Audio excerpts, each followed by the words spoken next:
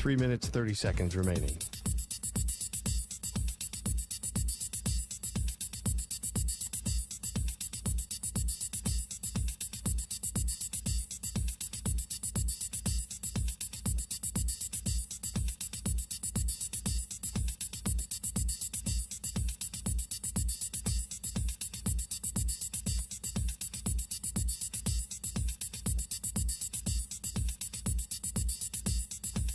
Three minutes remaining.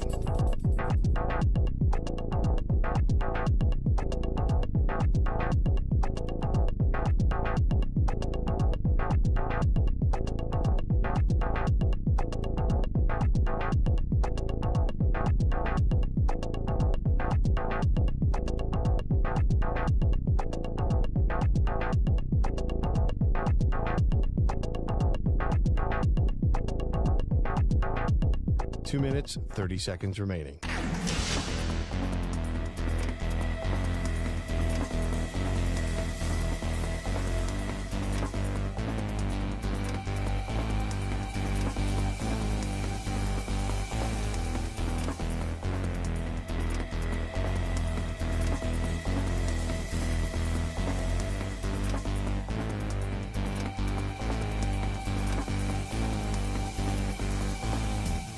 Two minutes remaining.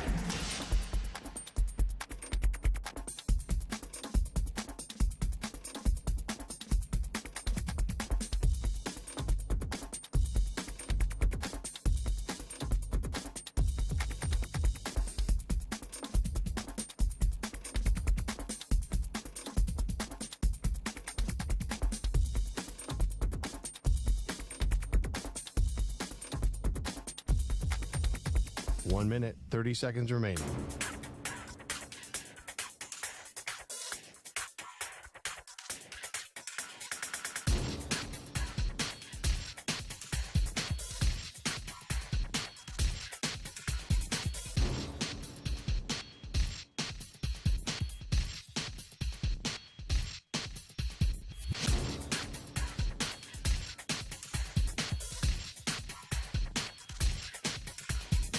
One minute remaining.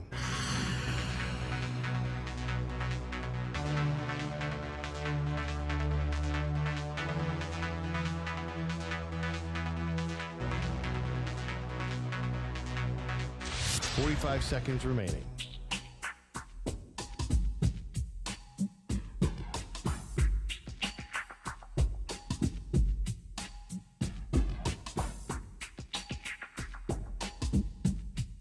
Thirty seconds remaining.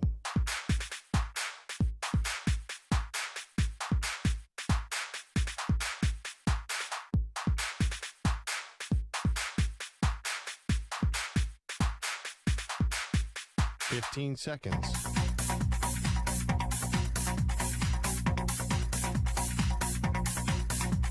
Break ends in 5 seconds.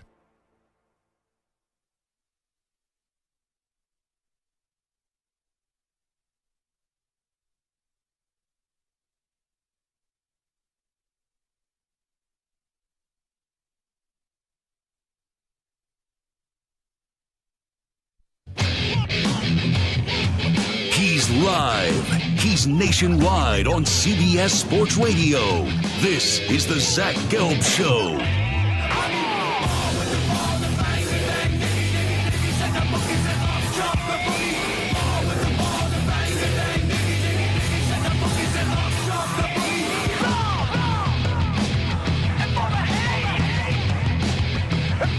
Here's your host, Zach Gelb. Live from the palatial yet not overly ostentatious studios of CBS Sports Radio here in beautiful New York City, sitting on top of the 10th floor of 345 Hudson Street. Welcome on in to a Thursday edition. Man, this week is really flying by, of the Zach Gelb Show across all of our great local CBS Sports Radio affiliates, Sirius XM, Channel 158, the free Odyssey app, and of course streaming on YouTube. 855-212-4CBS is number to jump on in, 855-212-4227. And you could always interact with the show on the good old cesspool of Twitter, at Zach Gelb, or on Instagram, where I'm always straight flexing. Once again, at Zach Gelb, ZACHGELB. Got Moist Mike and Stuart Kovacs along the other way. And we will have Roman Harper, the former NFL and Alabama safety, stopping by at 4:20 p.m. Eastern, 1:20 p.m. Pacific. He will break down this big weekend of college football. And then at 5:20 p.m. Eastern, 2:20 p.m. Pacific, we'll be joined by the FAU coach who took the Owls to the Final Four last year in Dusty May. He's going to stop by as we'll remember the life of Coach Bobby Knight, who passed away last night. And Dusty May was actually a graduate assistant and was a student manager for Coach Knight for a few seasons. So he'll join us to reflect on the great life of Bobby Knight with the 3 championships that he won at Indiana, over 900 career wins. And we send our condolences to everyone that is an Indiana fan, a Texas Tech fan, a Navy fan, or a Bobby Knight fan for what he was able to do for the sport of basketball. So our condolences to his family and everyone that knew Coach Knight as well. I got to start the show off, though, in college athletics, and we will start things off with the NCAA's latest scandal and issue involving Michigan. You all know the sign-stealing scheme by now. You've heard my opinions on this more than a few times at this point. I do think Michigan should be punished. I'm not saying Michigan deserves to skate free here. I do not think a punishment should happen in season. I think you wait until the season does conclude at the absolute earliest.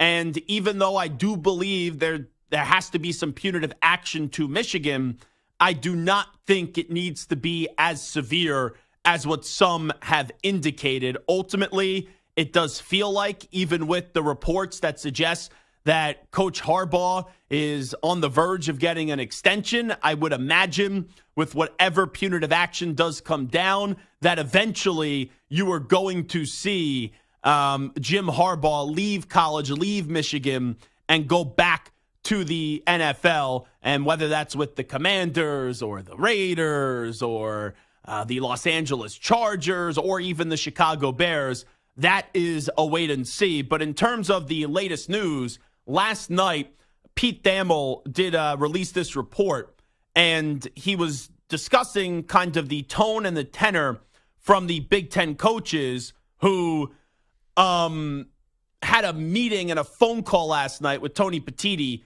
who is the new Big Ten commissioner, and they had this meeting, and Jim Harbaugh eventually disconnected, left the meeting so the coaches can say what they want to say, and I guess no feelings can get hurt here. Or Harbaugh thought, I'll leave the meeting, let these coaches speak freely. Maybe people will hold back if I'm going to be on this phone call, and you don't want to hear all this nonsense that's going on and all the bitching and complaining that is going on. So, with all that being said, a lot of the reports did come on out last night that according to 5 sources, according to Pete Thamel, familiar with the call, a chorus of voices encouraged Petitti to take action against Michigan in a call that was described as both intense and emotional. Collectively, the coaches want the Big Ten to act right now, said a source familiar with the call. What are we waiting on? We know what happened. So it's one thing to listen to your coaches. It is one thing to hear where they are at. And I do wonder which coaches are the ones doing the complaining. Now, I know some people may say, well, there's validity to their complaints. There's validity to what they're trying to push. There's validity to trying to push for a suspension right now for Michigan. But it does feel all wrong to me. And this comes from someone that understands anonymous sourcing. But in this case, it's either black or white. Like, I don't think there's a lot of gray and there's a lot of in between here. You either think Michigan is getting screwed here and this is a great overreaction, or Michigan should get the death penalty. And the extreme measures on both sides, to me, don't really make sense. Like, even though I dressed up as Connor Stallions for Halloween and I've tried to provide some levity with how intense and serious people talk about this situation, you can't say, well, nothing happened. There is a reason why Connor Stalions was doing this. There is an advantage. Now, if you want to say it's the biggest advantage in the world, that's something I would vehemently disagree. But even if it's only a minor advantage, there is some advantage that does deserve some punishment. And on the other side, like I have a friend who attended Penn State. This guy is like your typical Penn State football program. He lives in a fan. He lives and dies with the university. I always tease with him, you're the typical Penn State cult member. Like whatever Penn State says, you genuflect to them and you think your football program is still this great, and I mean great program, where now you guys under James Franklin have become Participation State University, and all this guy does is say, oh, yeah, we really need to hype up this win up against Indiana, where if it wasn't for the incompetence of Rod Carey, you probably should have lost that game. Or you lose to Ohio State, even though James Franklin's been there for 10 years, and all of a sudden James Franklin afterwards starts to chime in with his nonsense. Well, we competed with the number whatever team, a top 5 team in the country, all the way down to the wire. Like, that's not good enough when you're in year 10. And there's an obsession here from my friend who thinks that, like, Michigan deserves the death penalty. And the people that are in that camp where, like, you need to give a 5-year bowl ban and you need to fire Harbaugh and you basically need to strip Michigan, I don't get that camp either. So I don't get the camp of extreme Michigan needs to be punished right now, and I don't get the camp that is, okay, Michigan deserves zero punishment here. And that's why, for many reasons, I don't think, we know the NCAA won't do anything right now. But if the last domino to fall in any hope for people that want to see Michigan get punished is Tony Petitti, the new Big Ten commissioner, stepping in and doing something with, I don't want to say the uncertainties of what happened, but in the immediate reaction, I don't think you should make a decision right now. And really, it would be unprecedented. And even though something did go on and something was wrong, there's been a lot worse to go on in the history of college athletics. And to step in as we're almost done with this season, as there's a month left of the regular season, and then you have, what, for Michigan, hopefully 2 more games or 3 more games because you have the Big Ten championship and then maybe 2 college football playoff games. I don't think you should rip away their season right now. And even though I'm not in the camp of vacating wins, I would rather play through this season and then have the punishment be delivered. And then if the NCAA or the Big Ten, whatever, wants to say we got to take away the wins and put an asterisk on it, I'm okay with that, even though I hate vacating wins. But as a sports fan right now, it would be a great disservice to sports fans if in the middle of the season or towards the end of the season, we go, yeah, let's stop having Michigan play football. Or it wouldn't be that. It would be they're going to be banned from the postseason. And then the conversation becomes, well, what's the point of playing if you can't even get into the college football playoff? And I know that it's still up to the committee, but if you don't let them go to the Big Ten championship game, the committee's not going to take them. So for me, I don't think anything should happen right now in the immediate moment. And you should do what college sports usually does. Take their time and wait to do something at the end of this season, at the absolute earliest. Because as a fan, I want to see Michigan next week, knowing they have something to play for, go up against Penn State. Because that's what makes it fun. The whole world will be watching. The signs are going to be changed. Everyone's going to be watching every step of the way with Michigan football, and they will expose you if they see something that even appears to look wrong.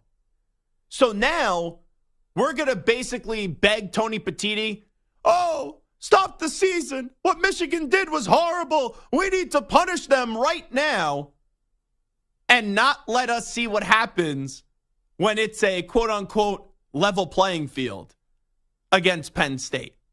Or in 3 weeks, take away some meaning. Even if you take away a postseason berth, you know that game's going to be a bloodbath.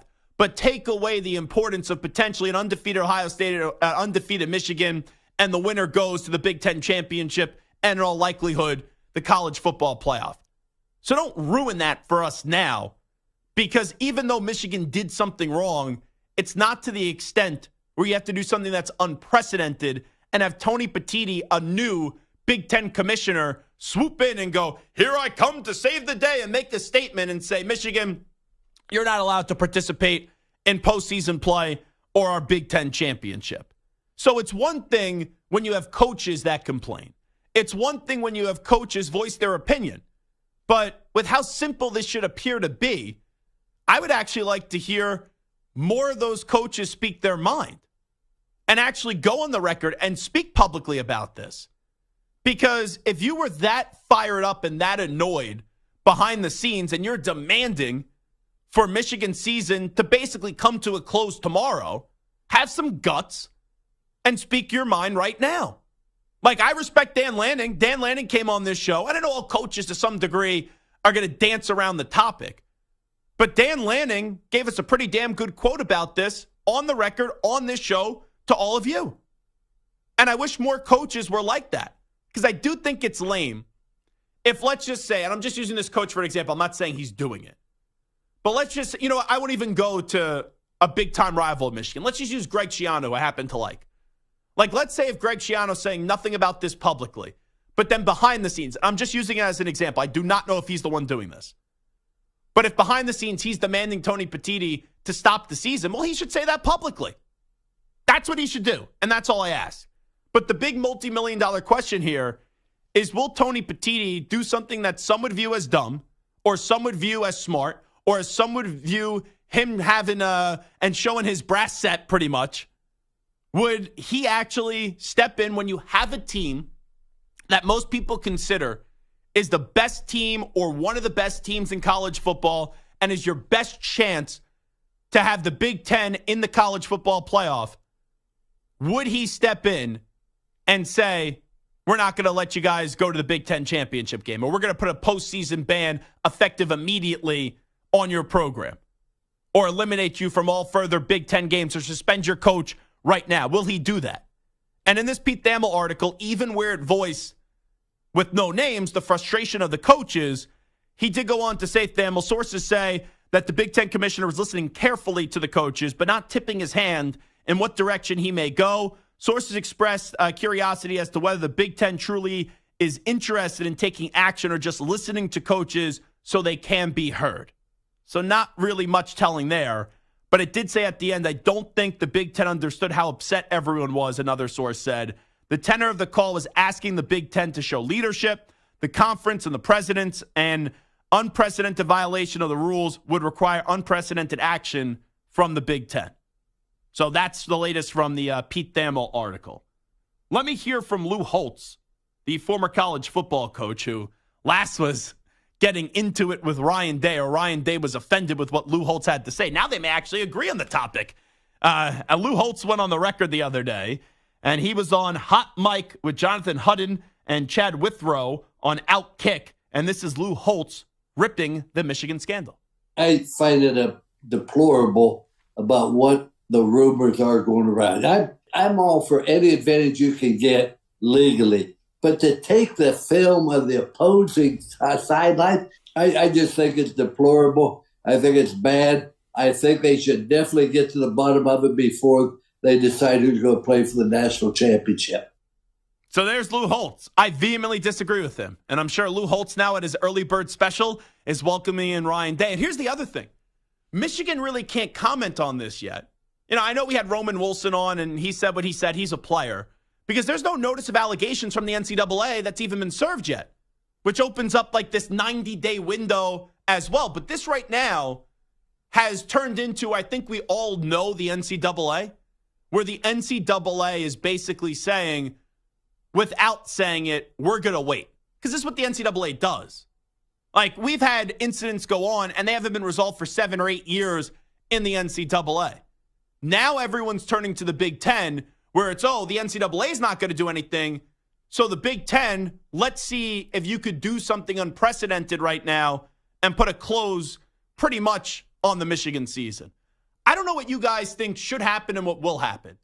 But let me just ask this, because that's a big thing to me. Sometimes I think we have to look at it, what should happen and what will happen.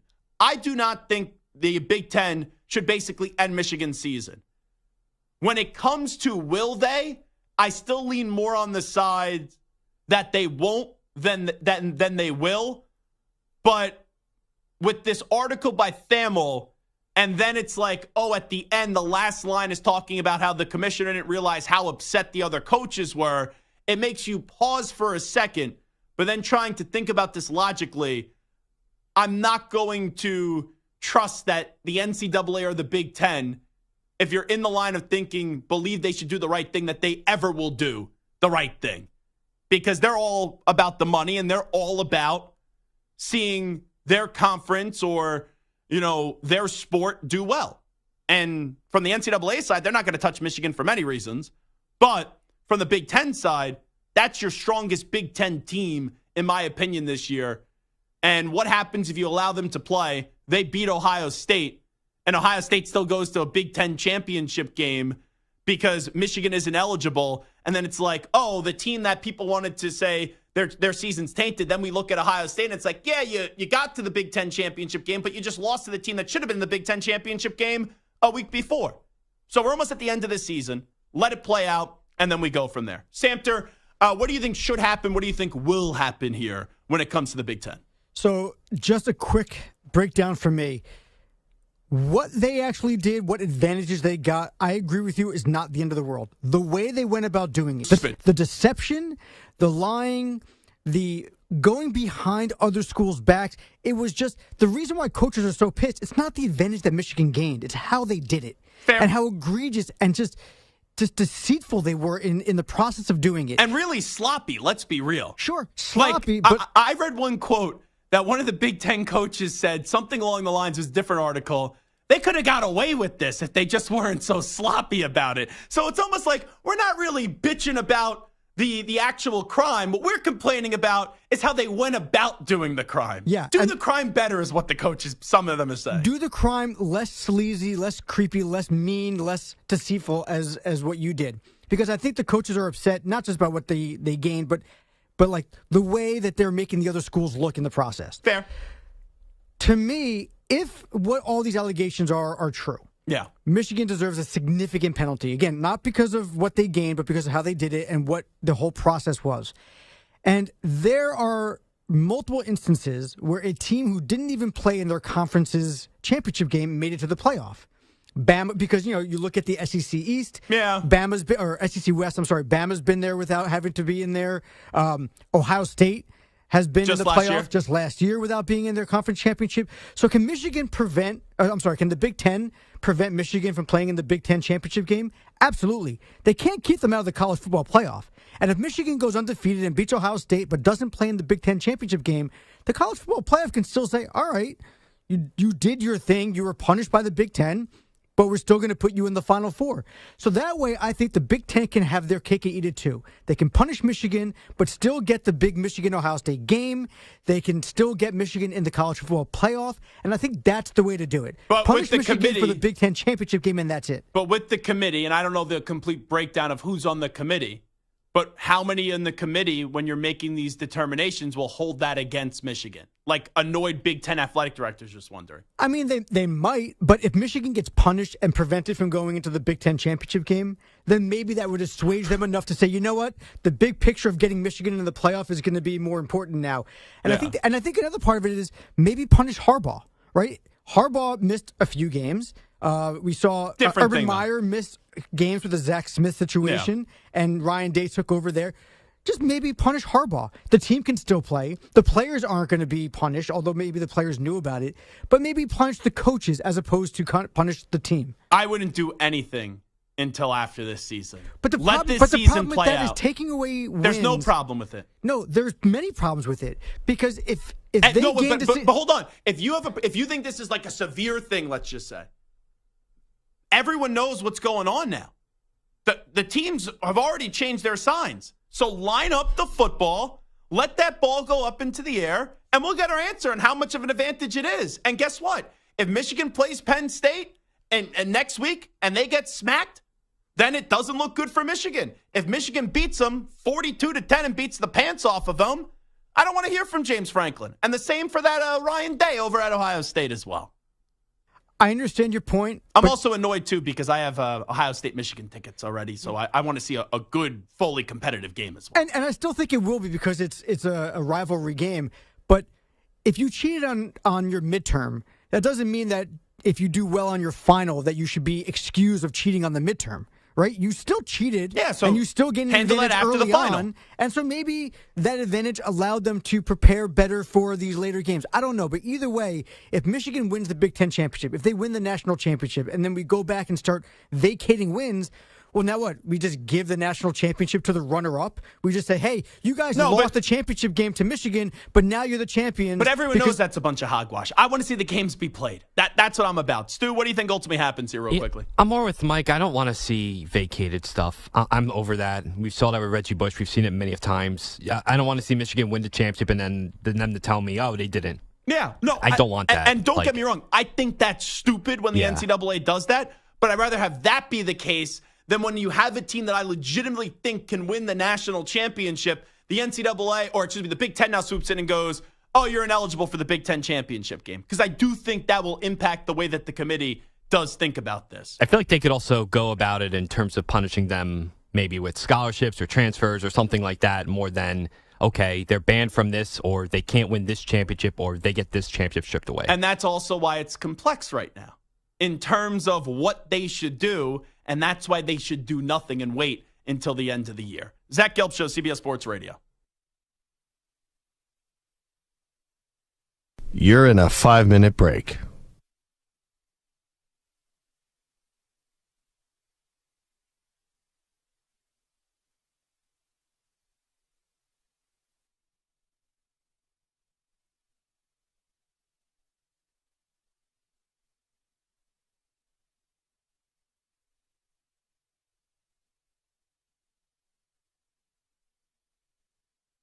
Four minutes, 30 seconds remaining.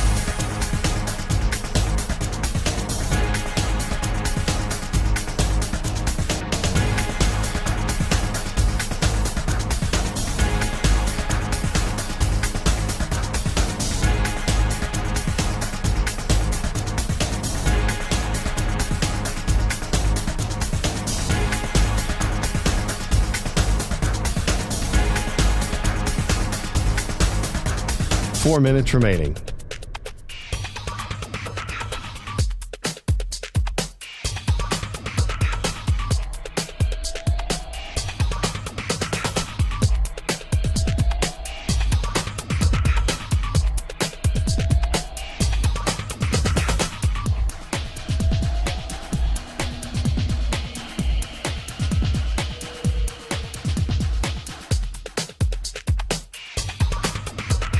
Three minutes, 30 seconds remaining.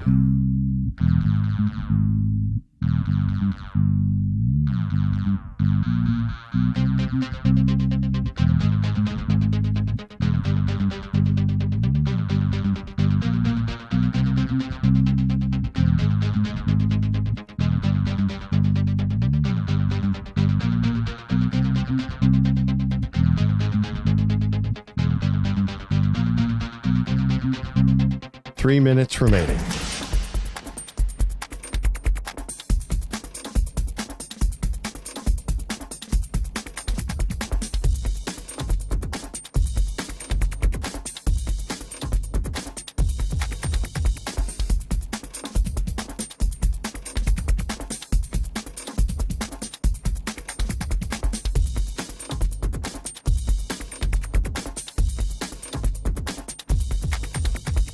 Two minutes, 30 seconds remaining.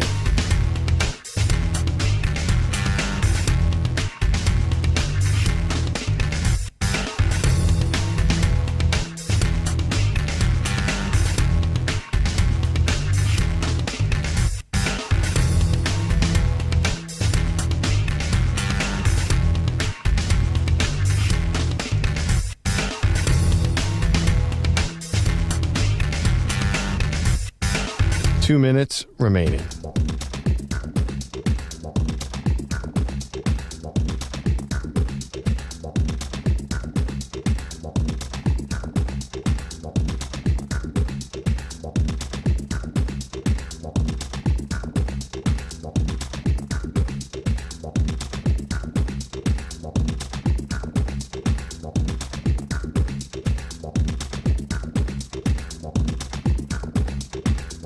1 minute, 30 seconds remaining.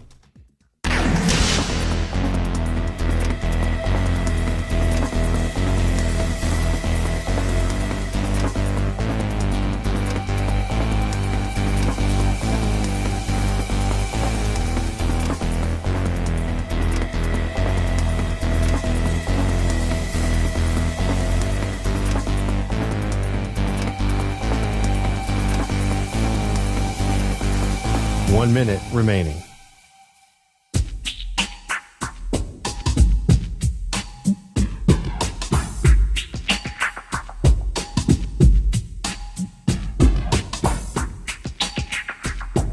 "45 seconds remaining.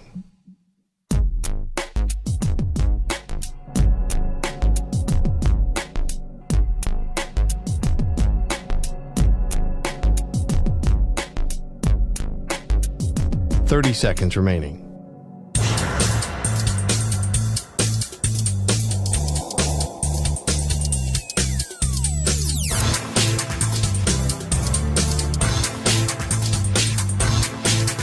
"15 seconds.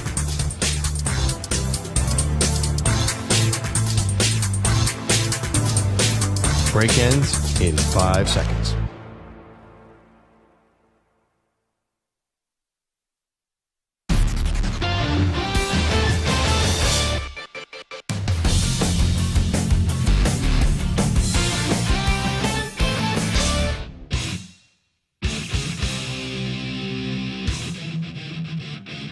Now back to the Zach Gelb Show. You can stream the NFL on Westwood One for free, sponsored by AutoZone all season long. You can listen to every Westwood One broadcast of the NFL Live on the NFL app by asking Alexa to open Westwood One Sports or on the Odyssey app. Get in the zone, AutoZone. AutoZone's free battery testing and charging is available for free at your local AutoZone. Get in the zone, AutoZone. Restrictions apply. We have a brand new segment to debut right here on the Zach Gelb Show on CBS Sports Radio that we'll do each and every Thursday. Let's get to it. Warning.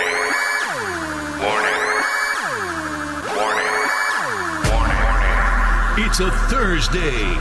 What do you have to say? It's the weekly Zach Gelb Show PSA. Who's with me? Let's go! Come on! All righty, let's get it going. We'll go around the room. Zach Gelb, Michael Samter, and Stuart Kovacs with you. We'll all give you something that's annoying you in life, whether it's in sports or even outside of sports. I'll start off. So the World Series concluded last night. And the moment the World Series ends, even before the Rangers could pop open the champagne bottles and celebrate their first ever World Series championship, I have people on social media, I have people on the radio and on television trying to say, does anybody actually care about the Fall Classic anymore? I don't care what the ratings are. You have a great story in the Texas Rangers, who just won their first ever World Series. You have a manager in Bruce Bochy, who's not only a legendary manager, but he's going to be in the Hall of Fame, and he is now an immortal, where he won 3 World Series championships with the San Francisco Giants, took the Padres to an NL pennant, and then after 3 years being away from the game, he comes off the couch, walks right up to the Texas Rangers locker room, and he wins a World Series in year number 1. So that's a fantastic story. Plus, you have Corey Seager winning his 2nd World Series MVP. There's a lot to digest here. There's a lot to look at here.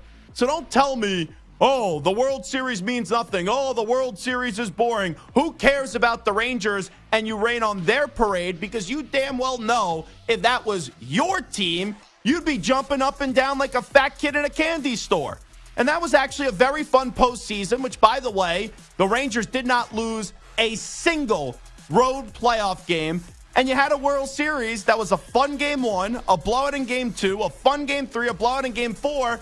And then you had Zach Gallen pitching a no-hitter. And trust me, I bet the Diamondbacks last night and parlayed them with the under. And I thought I was in a good spot. The Diamondbacks couldn't hit water. They fell out of a boat. And the guy goes from pitching a no-hitter to the Rangers winning a World Series that we don't see a Game 6. So I thought the Rangers gave us something in the postseason, and I'm not going to rain on their parade today and go, oh, well, is anyone watching? Does anybody actually care? Good for the Rangers. Good for Bruce Bochy. And they won a World Series with DeGrom out for the year and Max Scherzer basically being hurt or being a shell of himself. So good job on the Rangers. All righty, Samter, what do you got?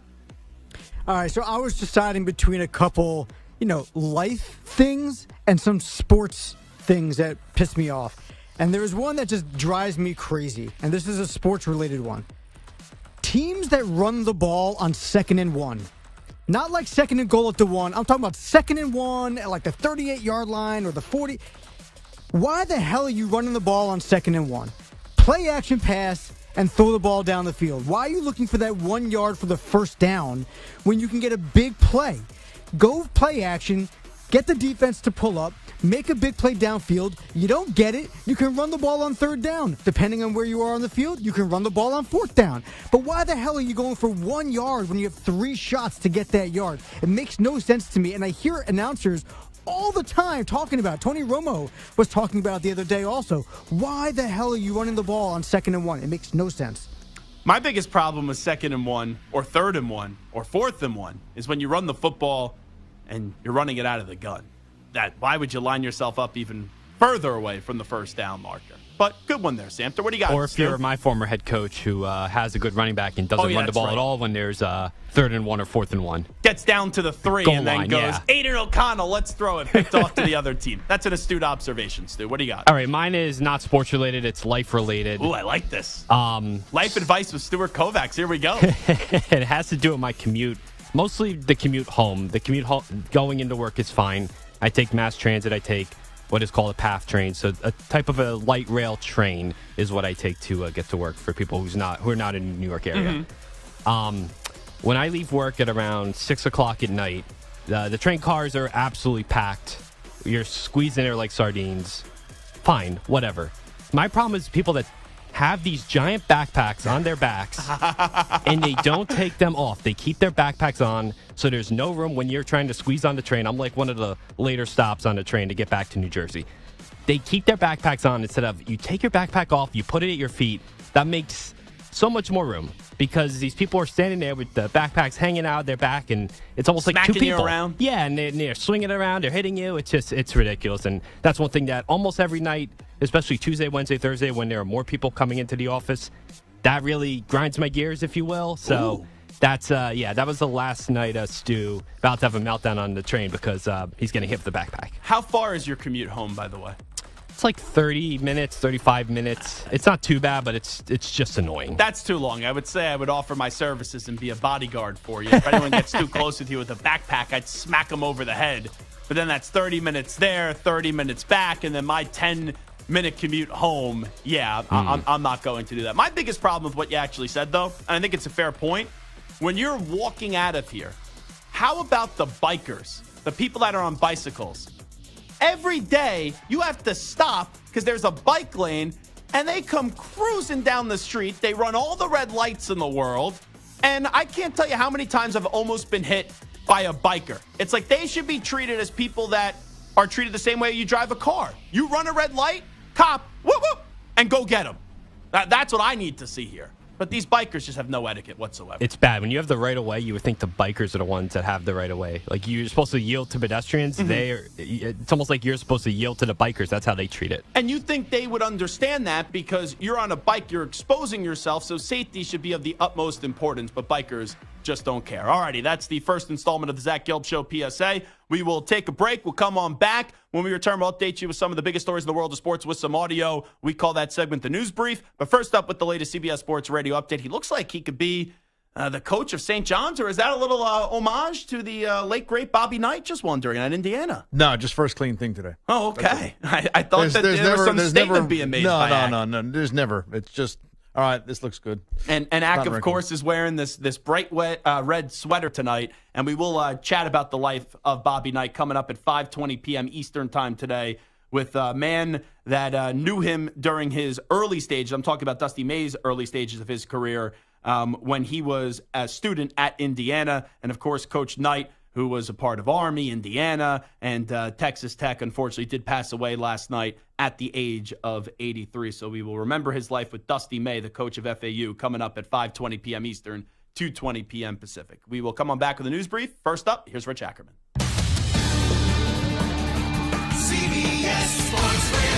Sports Flag. Well, the Thursday night matchup in the NFL is an intriguing one. The Steelers trying to find their footing host the Titans, who were sparked by Will Levis last week. The rookie filled in for the injured Ryan Tannehill and opened eyes immediately by throwing for 4 touchdowns. He'll get another start tonight, made more difficult by the short turnaround. And Coach Mike Vrabel talked about the hurdles of the short week. It's a new opponent, everything is just sped up, and we talked about what it is physically, but just the mental preparation that goes on to a new opponent, new scheme, new players that they have to learn.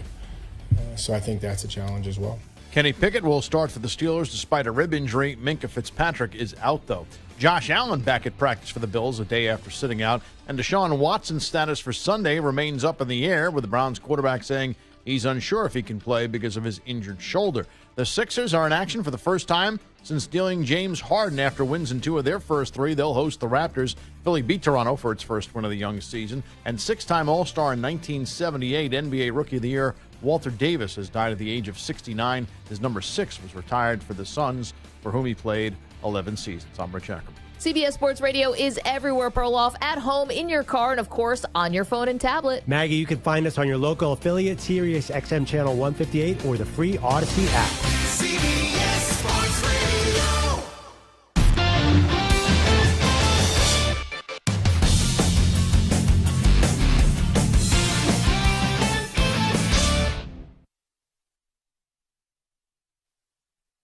You're in a 5-minute break.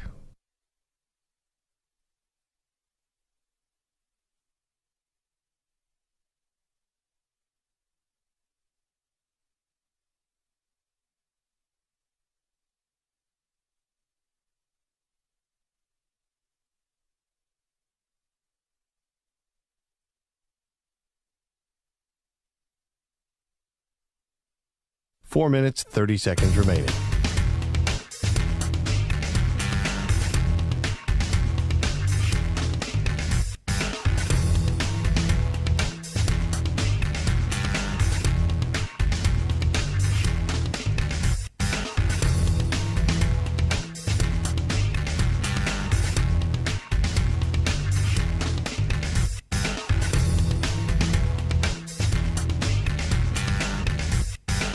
Four minutes remaining.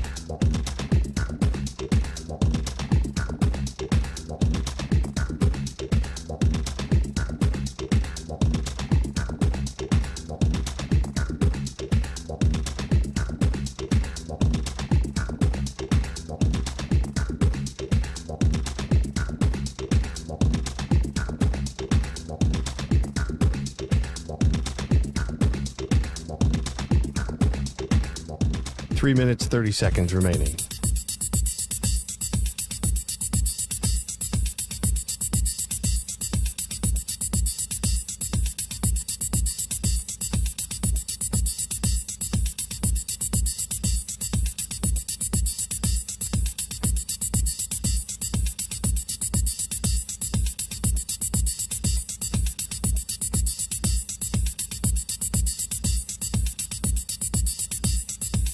Three minutes remaining.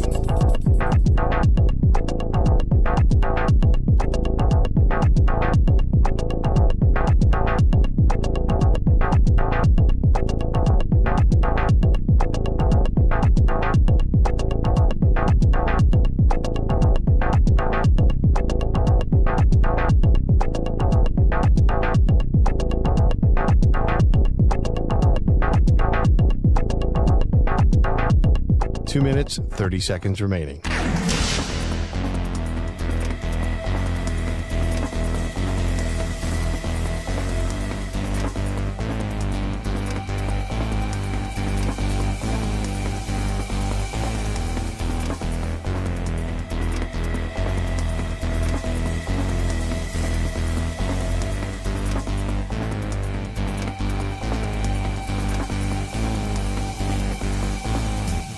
Two minutes remaining.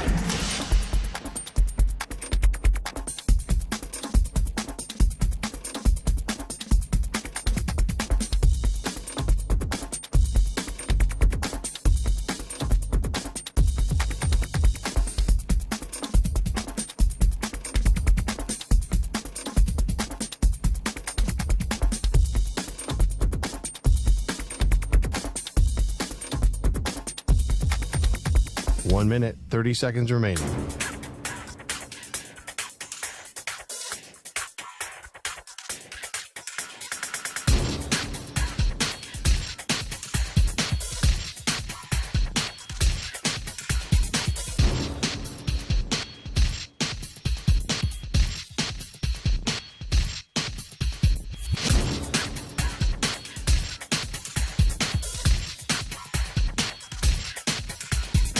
One minute remaining.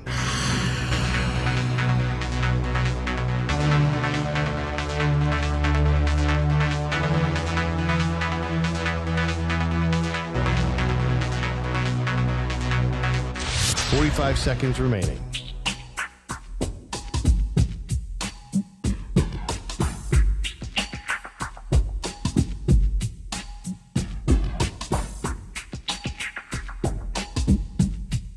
Thirty seconds remaining.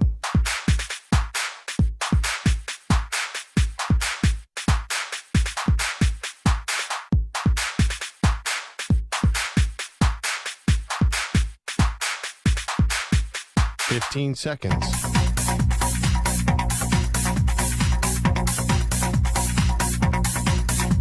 Break ends in 5 seconds.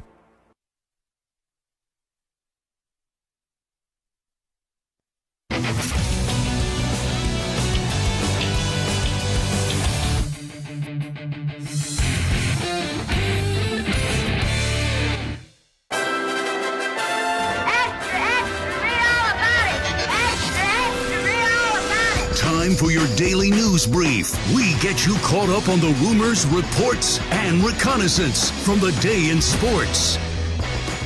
All right, it's the Zach Gelb Show on CBS Sports Radio. We start out on a somber note as legendary basketball coach Bobby Knight did pass away, and that was announced yesterday at the age of 83. Got his head coaching career started at Army, and you know the Coach K connection there. Indiana was where he won 3 national championships and then wrapped up his career as the head coach of Texas Tech before doing some media work. Just a few years ago, he was welcomed back to Assembly Hall after saying he would never go back there again, and that was a real touching scene, seeing Coach Knight return to Assembly Hall. Heard Scott Farrell on last night, actually, with JR from the JR Sport Brief Show, who knew Bobby Knight well.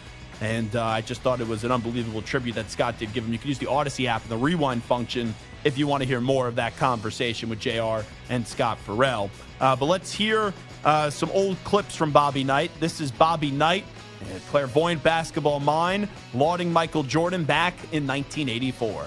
Kid is just an absolutely great kid. If I were going to pick the 3 or 4 best athletes I've ever seen play basketball, he'd be one of them. I think he's the best athlete I've ever seen play basketball, bar none. If I were going to pick people with the best ability I'd ever seen play the game, he'd be one of them. If I were going to pick the best competitors that I'd ever seen play, he'd be one of them. So he's the best athlete, he's one of the best competitors, he's one of the most skilled players, and that to me makes him the best basketball player that I've ever seen play. And look at that, coming out of UNC for Michael Jordan right before he gets his NBA career started. This was back in 1984, and there was 2 picks in that 1984 draft before Michael Jordan, but Bobby Knight knew a special player, and as he said, the best player that he's ever seen. Here is Bobby Knight, who had a unique plan for his death. Listen up.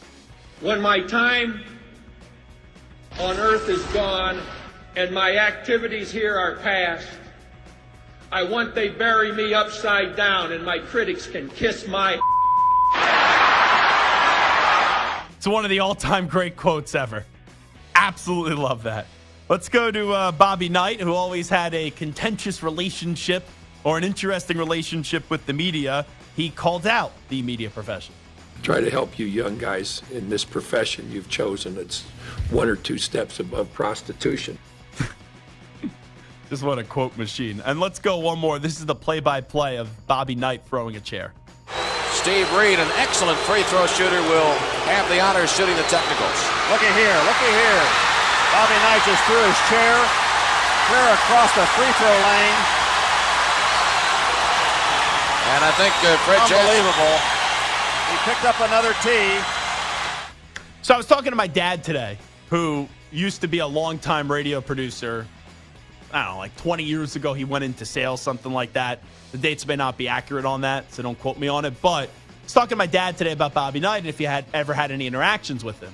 So my dad, when he was producing Mike Francesa and Christopher Mad Dog Russo, they would do this NCAA show through Westwood One, actually, during the NCAA tournament. And they had Bobby Knight on, and it was after, one of the times he threw the chair, and Dog asked him about it. And Bobby Knight said something along the lines, according to my father, "Yeah, I don't need this crap today, guys," and hung up the phone. But that's Bobby Knight. Let's go to Brian Gutekunst, the general manager of the Green Bay Packers. We'll go to football. Will the evaluation of Jordan Love take longer? Bryce, could it take you more than just this season to find out what you have in Jordan and if he is the guy going forward? I hope not. I think, we got 10 games left. It's going to be very important 10 games. And, I think he's done a lot of really good things. Really like the way he's responded to the adversity, how he's led the team. Again, we got to be better as a unit. And I expect that to happen over the next 10 games. We all know that he's going to be the starting quarterback next year as long as he's healthy in Jordan Love. But the question is, how much pressure is going to be on him? Will he be able to do enough in these final 10 games where it shows and carries over some momentum that he could be the guy? Because if he doesn't, in all likelihood he won't, then next year is a make or break year for not only Jordan Love, but also for the head football coach in Matt LaFleur as well. Because there's no way the Packers can just get rid of Jordan Love and go to a new quarterback after this year with this whole plan. You draft Jordan Love, you get rid of Aaron Rodgers. After 1 year of Jordan Love starting, you can't pull out on this plan just now. Here is Rich Gannon, former Raiders quarterback. He now does a show on Sirius XM NFL Radio, and he's not happy with his Raiders and Stu's Raiders. It pains me to see this team struggle. And here's who I'm bummed out about today. 4. I'm disappointed for Josh McDaniels and Dave Ziegler. I'm disappointed for Mark Davis because he wants to win like no other. And he has to make these decisions. I'm disappointed for the players. Guys like Max Crosby, who's playing his ass off.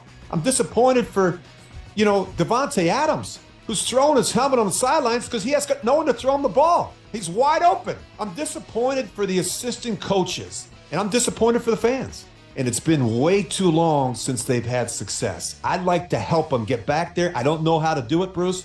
I'm just telling you, it pains me. It pains me to see this organization struggle. And I know it can be fixed. I don't know if you guys saw this today, but it's Maggie and Perloff related. They had Amy Trask on. Did you guys hear what Amy Trask had to say about who's advising? There's like a few people that are advising Mark Davis. Did any of you guys happen to catch that? Stu, turn your microphone on real quickly because I want your instant reaction. Okay. If I were to tell you that if one of the advisors to Mark Davis is Jim Gray, would you believe that? No. Yep. Oh, no. And I texted Maggie because I saw the quote, and then I eventually listened to the article. I go, was Amy Trask serious? And she goes, of course. And I said, that's why the Raiders are the Raiders. Jim Gray? If that's true and he's advising Mark Davis, no wonder why they make a bunch of crappy decisions. That's horrible. Jim freaking Gray is advising your owner. Good luck. I don't even know who they're going to hire. I can guarantee if Jim Gray's leading the search, it's going to be a disaster. Let's go to more play-by-play. This courtesy of the Rangers Radio Network. This is Corey Seager setting the tone, breaking up the no-hitter in the 7th inning last night for the Texas Rangers. Gallen into his motion. Here's the pitch. Swinging a ball hit on the left side. Nobody there.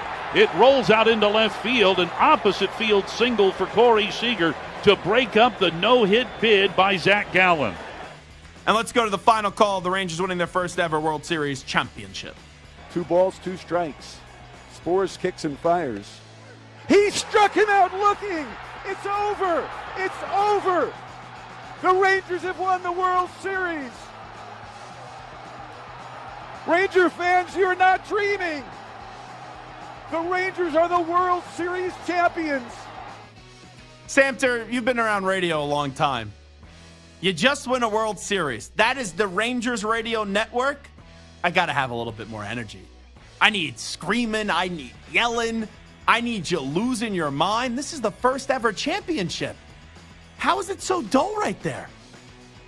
That was pretty dull. That was, I mean, for a local broadcast, that's not the greatest that I've heard. It's not as bad as the Royals in 2015. Was it really that bad? Yeah. All right. It was bad. I was at the stadium that night, and I was very depressed, so I never went down the rabbit hole of torturing myself hearing the Royals win the World Series. I was at the stadium that night, too, and I was loving it. Why? Hate the Mets. So why were you there? Because You it's the little World troll. Series in New York. Why not? You're such a little troll. Let's go to Bruce Bochy, the immortal Bruce Bochy. That's how you should start to refer to him on coming out of retirement and winning a championship in his first year. It's unreal. I was sitting on a recliner there in Nashville and just enjoying myself when he called me. And I tell you what, I'm so honored to ride with these guys. They inspire me with how resilient they've been. But to get this call, be part of this, I know how blessed I am. And I can't thank these guys enough. 3 stops for him. San Diego got to an NL pennant. San Francisco, 3 World Series championships. Now after 1 year with the Rangers, another World Series title. Here is Shane Beamer, the coach of South Carolina. You know, it's tough when you're losing games, but it's also tough when your son is calling out you for your poor team's play during Halloween. Today they were telling me that Hunter, my son, has a Halloween parade at his school where all the kids at his school, they dress up in their Halloween costumes and they walk around the track for however many minutes, and the parents come and they video and all that. And I was there for it last year, and my wife was telling me that he had that today, and I said, well, why didn't you guys tell me anything about it? Emily said, well, I knew you had practice and meetings, so I didn't think you were going to be able to come. And then Hunter, my son, said, and it's also because you're 2 and 6 and you need to be in the office working. Yeah, Dad, you suck. You're an embarrassment right now to the family is basically what his son just said. And finally, here's Draymond Green on the team's bad chemistry last year. Last year, we had an awful team as far as chemistry goes. But chemistry has been a strong suit here. That's why so many guys have been around here for so long, because the chemistry is what we've hung our hat on. Well, you look at last year and you say, oh, man, this team hasn't lost a Western Conference series under Steve Kerr. And then it happens. The big reason why is our chemistry sucked. And so it was a one-year thing. Things, stuff happens, and it was an anomaly, but, we're right back where we need to be. It's amazing how Draymond plays the victim. Where, our chemistry sucked, and he's basically saying it was Jordan Poole's fault without saying it. I don't know, Draymond. Maybe you shouldn't have punched your own teammate in the face, and then everyone, because of your standing in the organization, was afraid to hold you accountable, and they actually rewarded you. It's like crazy how A, he's still talking about that, but B, he's still not taking any accountability. But when you allow someone to get away with things, of course they're not going to take accountability, and there's going to be entitlement, and they're going to throw it back in your face. But what a joke from Draymond Green that quote is. Well, come on back. Mike Florio made some big national news on this show yesterday. We'll discuss it when we return in 5 minutes.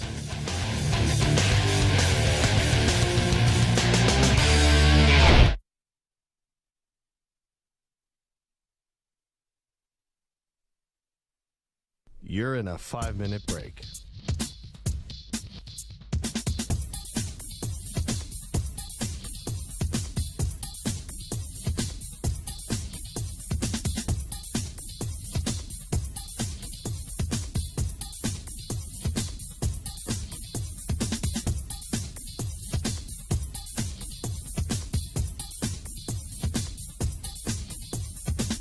Four minutes, 30 seconds remaining.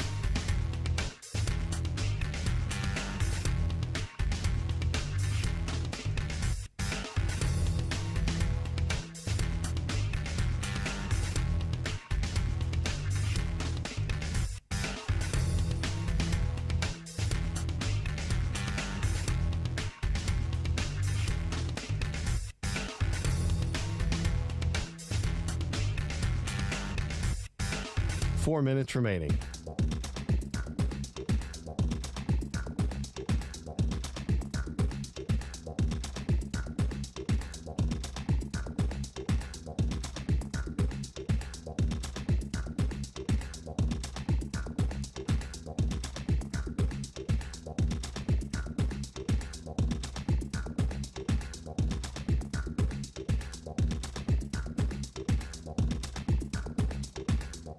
Three minutes, 30 seconds remaining.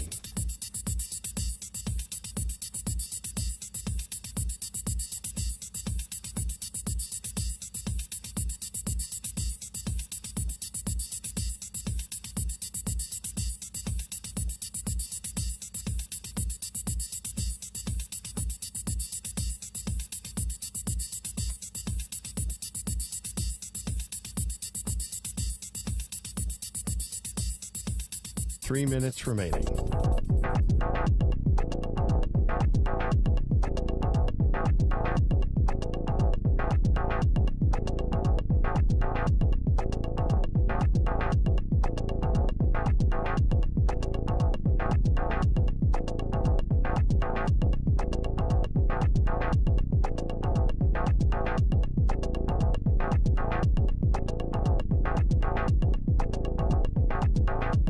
Two minutes, 30 seconds remaining.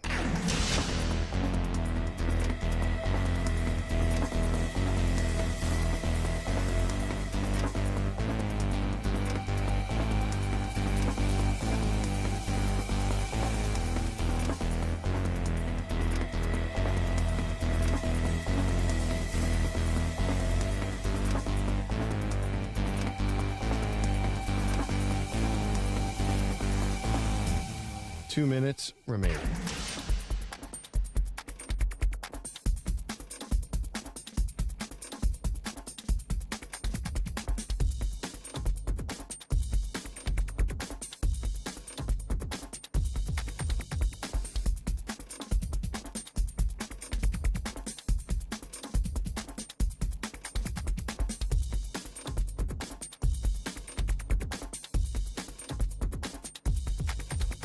One minute, 30 seconds remaining.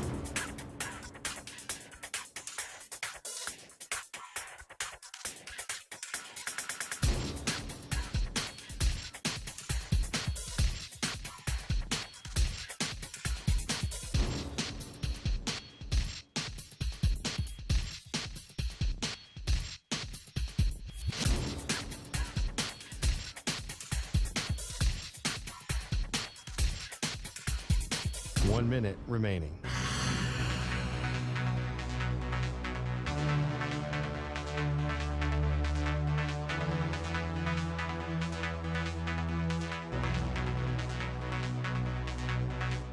Forty-five seconds remaining.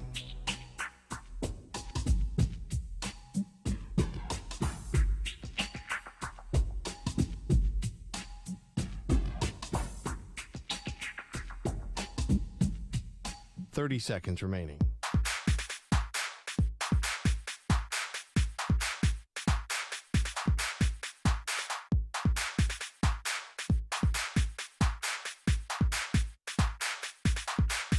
Fifteen seconds.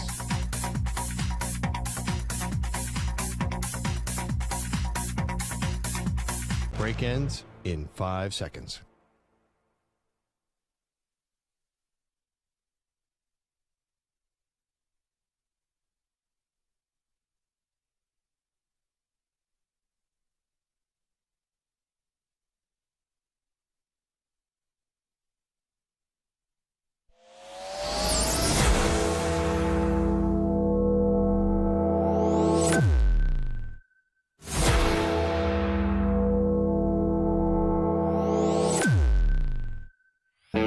He's live. He's nationwide on CBS Sports Radio. This is the Zach Gelb Show. And away we go. Hour number 2 of our radio program. It is the Zach Gelb Show on CBS Sports Radio across all of our great local CBS Sports Radio affiliates, Sirius XM Channel 158, the free Odyssey app, and of course on YouTube. And if you watch us streaming on YouTube, as the chat has pointed out, I guess it is sweaty in this studio right now, because people in the chat are calling out my pit stains today. Now, I'm wearing a sweatshirt, and I'm wearing a sweatshirt because it's starting to get cold out in New York City. I don't feel hot right now. So sometimes you have people comment on your appearance, and they think they're like a know-it-all, and they end up being a bunch of dopes. But then I looked under my armpits, and I'm like, yep, they're definitely sweaty, and it's definitely visible. So if there's ever a reason right now that you have not listened to our YouTube stream, and you've only listened to us on the radio and you haven't watched us on YouTube, you have to go on now to see my pit stains. That's what you need to do when you watch the Zach Gelb Show on CBS Sports Radio. But Stu, it is getting a bit chilly. I started to realize that this week. I think it is time on November 2nd, and I usually hold out on this, but it's retiring short season right now. Last week, it was 80 last weekend, or 2 weekends ago, I think it was 80. And then all of a sudden, this cold front comes We're down to like 40 degrees, but it is windy today in New York City. And even I said, okay, I got to put on some jeans. I got to put on a sweatshirt. But in some way, well, it's a bunch of lights in these studios, and it's at times 1,000 degrees in this studio. Now my pits are sweating, so maybe they're telling me a different story here, Stu. Yeah, it's tough. I know the other day I wore just a sweatshirt, and I was like, this is shorts, though? No shorts, jeans, but like just a sweatshirt. And I was like, this is a massive mistake. I think it's jacket weather. So today was the first jacket wear of the season for Stu. So November means two things. You may have to start retiring short season. And also, Samter, be very careful how you're going to respond to this, because I don't want you to get in trouble with Mr. Musk and get your Twitter account suspended again. But we are now 22 days away from my favorite holiday of the year, and that is Thanksgiving. Because Thanksgiving is all about food, family, and football. And yes, in that order. Food 1, family 2, football 3. And I never rank football third. It's usually always 1 for me, because I consider football to be a religion. But since we're on in a new time slot, you may be able to understand where I'm coming from, or you know where I'm coming from. But as we get closer and closer to Thanksgiving, this should have been a part of my Zach Gelb Show PSA, actually. I need to take a stance, and the stance that I take is that turkey is overrated. And everyone, right, in 3 weeks gathers around the table. Here comes the turkey. We love the turkey. Blah, blah, blah, blah, blah. And when you go home at night, stuffed like a fat pig, you go, that turkey was a little dry. That turkey's not that good. I'm never going to have that turkey the rest of the year. And turkey is overrated. That's what you all say. And I'm the voice for the voiceless here, folks. We don't do turkey anymore in the Gelb household on Thanksgiving. Our main course is lasagna, and it is absolutely delicious. And Samter got so annoyed by this take a few years ago. I think this was 2 years ago. At Samter, or maybe even 3 now, Samter wanted to go after me on Twitter, and then someone, it wasn't me, but Samter, sure it wasn't, got reported, and they took away his Twitter account because he was harassing me online. It wasn't because I was harassing you. It was because I threatened violence against you. And that's why I got suspended. Yeah, which I wasn't really concerned about. And it wasn't your violence really threat. that listen, anybody who thinks that what I said was actually threatening violence against you, I said I should throw you into a turkey pit and let the turkeys peck you to death. Good. Bring them on, those wild turkeys. That got me suspended because it's turkey violence, right? Like, if it was just me committing violence against you, I'm sure I would have been fine. But it's animal violence against you. Oh, really? So PETA was calling? I don't know. Something like that. Yeah. But you know what, though? Turkey's I stand overrated. by it. Twitter suspension or not. First of all, Elon's not going to suspend me for that because he's wide open. Twitter suspension or not, I will still, today and forever, have a turkey peck you to death for that damn lasagna on Thanksgiving. It is an affront to Thanksgiving. It is an affront to our ancestors and the pilgrims and the wonderful day that Thanksgiving is. I cannot believe that you throw turkey to the side. It is disgusting. It is despicable. And I look at you as less of a person because of your family's decision. Okay, that's fine. I'm just saying there's a lot of people that end up texting me on the side or tweeting me on the side or DM me and they go, thank you. Like, even if they don't do lasagna, that's fine. But turkey being your main course, it's bad. And let's be real. The only way turkey's actually good is if you deep fry it and cover it in like some Cajun seasoning. Outside of that, regular turkey, boring, dry, pedestrian. But Samter, I'm sure. That's why you have the sides. You have the stuffing. You have the cranberry. You have all the other different things. You have the horseradish. And you have all those amazing, delicious things to go along with the turkey. And it becomes the smorgasbord of flavor in your mouth. And becomes very moist, some would say. You can have Look lasagna how much work any you need day. to do You to can make have your turkey lasagna moist. Any day. You can't have turkey and the smorgasbord of Thanksgiving You can. togetherings every day. You're just a sheep. That's what you are. Oh, we do all these traditions. We got to follow in line. Well, the world's changing. It's 2023 for crying out loud. Most of you go to your Thanksgiving table and you say, wow, this is what we're having? Turkey? Really? And you know what? Our boss, one of our bosses, Chris Oliveira, once said, why are you yelling at people about turkey and eating turkey on Thanksgiving? And I said, Chris, because it's overrated. I go, name me one other day outside of Thanksgiving that you're doing turkey. I'm not talking about like a turkey sandwich that you get at the deli, but where you're making the bird, you're carving it up, you're having all the stuff in and all that. If it was that good, you would do it more often, but you don't. And he goes, Zach, you're right. And that's from the architect. That's from one of the head honchos here at CBS Sports Radio and Odyssey. And what he says goes. So he said, I'm right. I'm not backing down. I will say this, outside of cooking a whole turkey and carving it up and having it on the table, I think people have turkey quite often throughout the year. Deli sandwiches, turkey sandwiches, whether it's in a package or straight cut out of a deli. People have turkey a lot more often than just on Thanksgiving. Cooking a whole turkey is a huge process. It takes hours. I don't care. So that's probably why people don't do it on a day-to-day basis. They don't want to cook for 7 hours. Do you know when my dad starts the lasagna sauce making process? Next week, he starts that process. So I don't want to hear, it takes too long. Oh, there's so much work to be done. Bob Gelb should hit you over the head with a wooden spoon, for crying out loud, with your jackassery or bull junk that I'm hearing the last few hours. Can't wait to go to an Italian restaurant any day this year and get some lasagna. But it's different. The Gelb lasagna just hits different. Ask Moist Pork. Moist Pork is even in the chat room right now, and he's saying the Gelb lasagna does look pretty good. It does. So anyway, I have another issue to fight. Nabisco? You know Nabisco? They've had their famous Nabisco chocolate wafer around since like 1920-something. Out of nowhere, they discontinue it this year.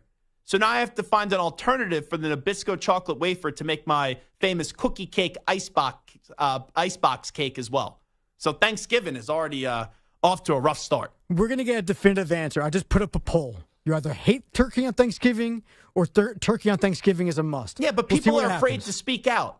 Because people like you then shame them. Polls are anonymous. They can speak out all they want and not get judged or thought negatively about. Big Brother's always watching, so people are going to be afraid. They're going to be afraid to answer that poll. They better be afraid. Anyone who votes against turkey on this poll, I'm coming after you. You know what? I'm going to maybe sound like someone that is a political figure. I'm not accepting the results of this poll, the results of this election. I'm just not doing it. I don't care. I'm telling you, I'm right. You're wrong. That's just the way that it goes. Anyway, let's go to Mike Florio. He was on with us yesterday. We were talking about coaches on the hot seat. And Mike Florio then out of nowhere brings up Bill Belichick potentially getting traded to the Washington Commanders. Listen up. I'm hearing chatter to this effect, not that it's reporting, but when you're plugged into the NFL grapevine and you hear something like this, it's too good to keep to yourself. There's a theory out there that when the season ends, Josh Harris, the new owner, of the Commanders, is going to call the Patriots and inquire about what it would take to get Bill Belichick. So the Patriots wouldn't fire him. The Patriots would essentially trade him to Washington and avoid any further financial obligation, get something back. And so there's a thought out there that that's how this is going to go. So you hear that and you go, okay, that's pretty significant chatter that's going on right now. Doesn't mean that it's necessarily going to happen. But this thing blew up. It's all over social media last night, and it's going viral. And right away, there's Commanders beat reporters that reach out actually to the new owner of the Washington Commanders in Josh Harris, or people close to Josh Harris. And Scott Abraham is one of them who covers the Commanders for 7 News DC. And he said Bill Belichick to the Commanders is picking up steam tonight on social media. I reached out to a source close to the Josh Harris group, and I was told the theories are simply not true. That's all. So maybe they're not true.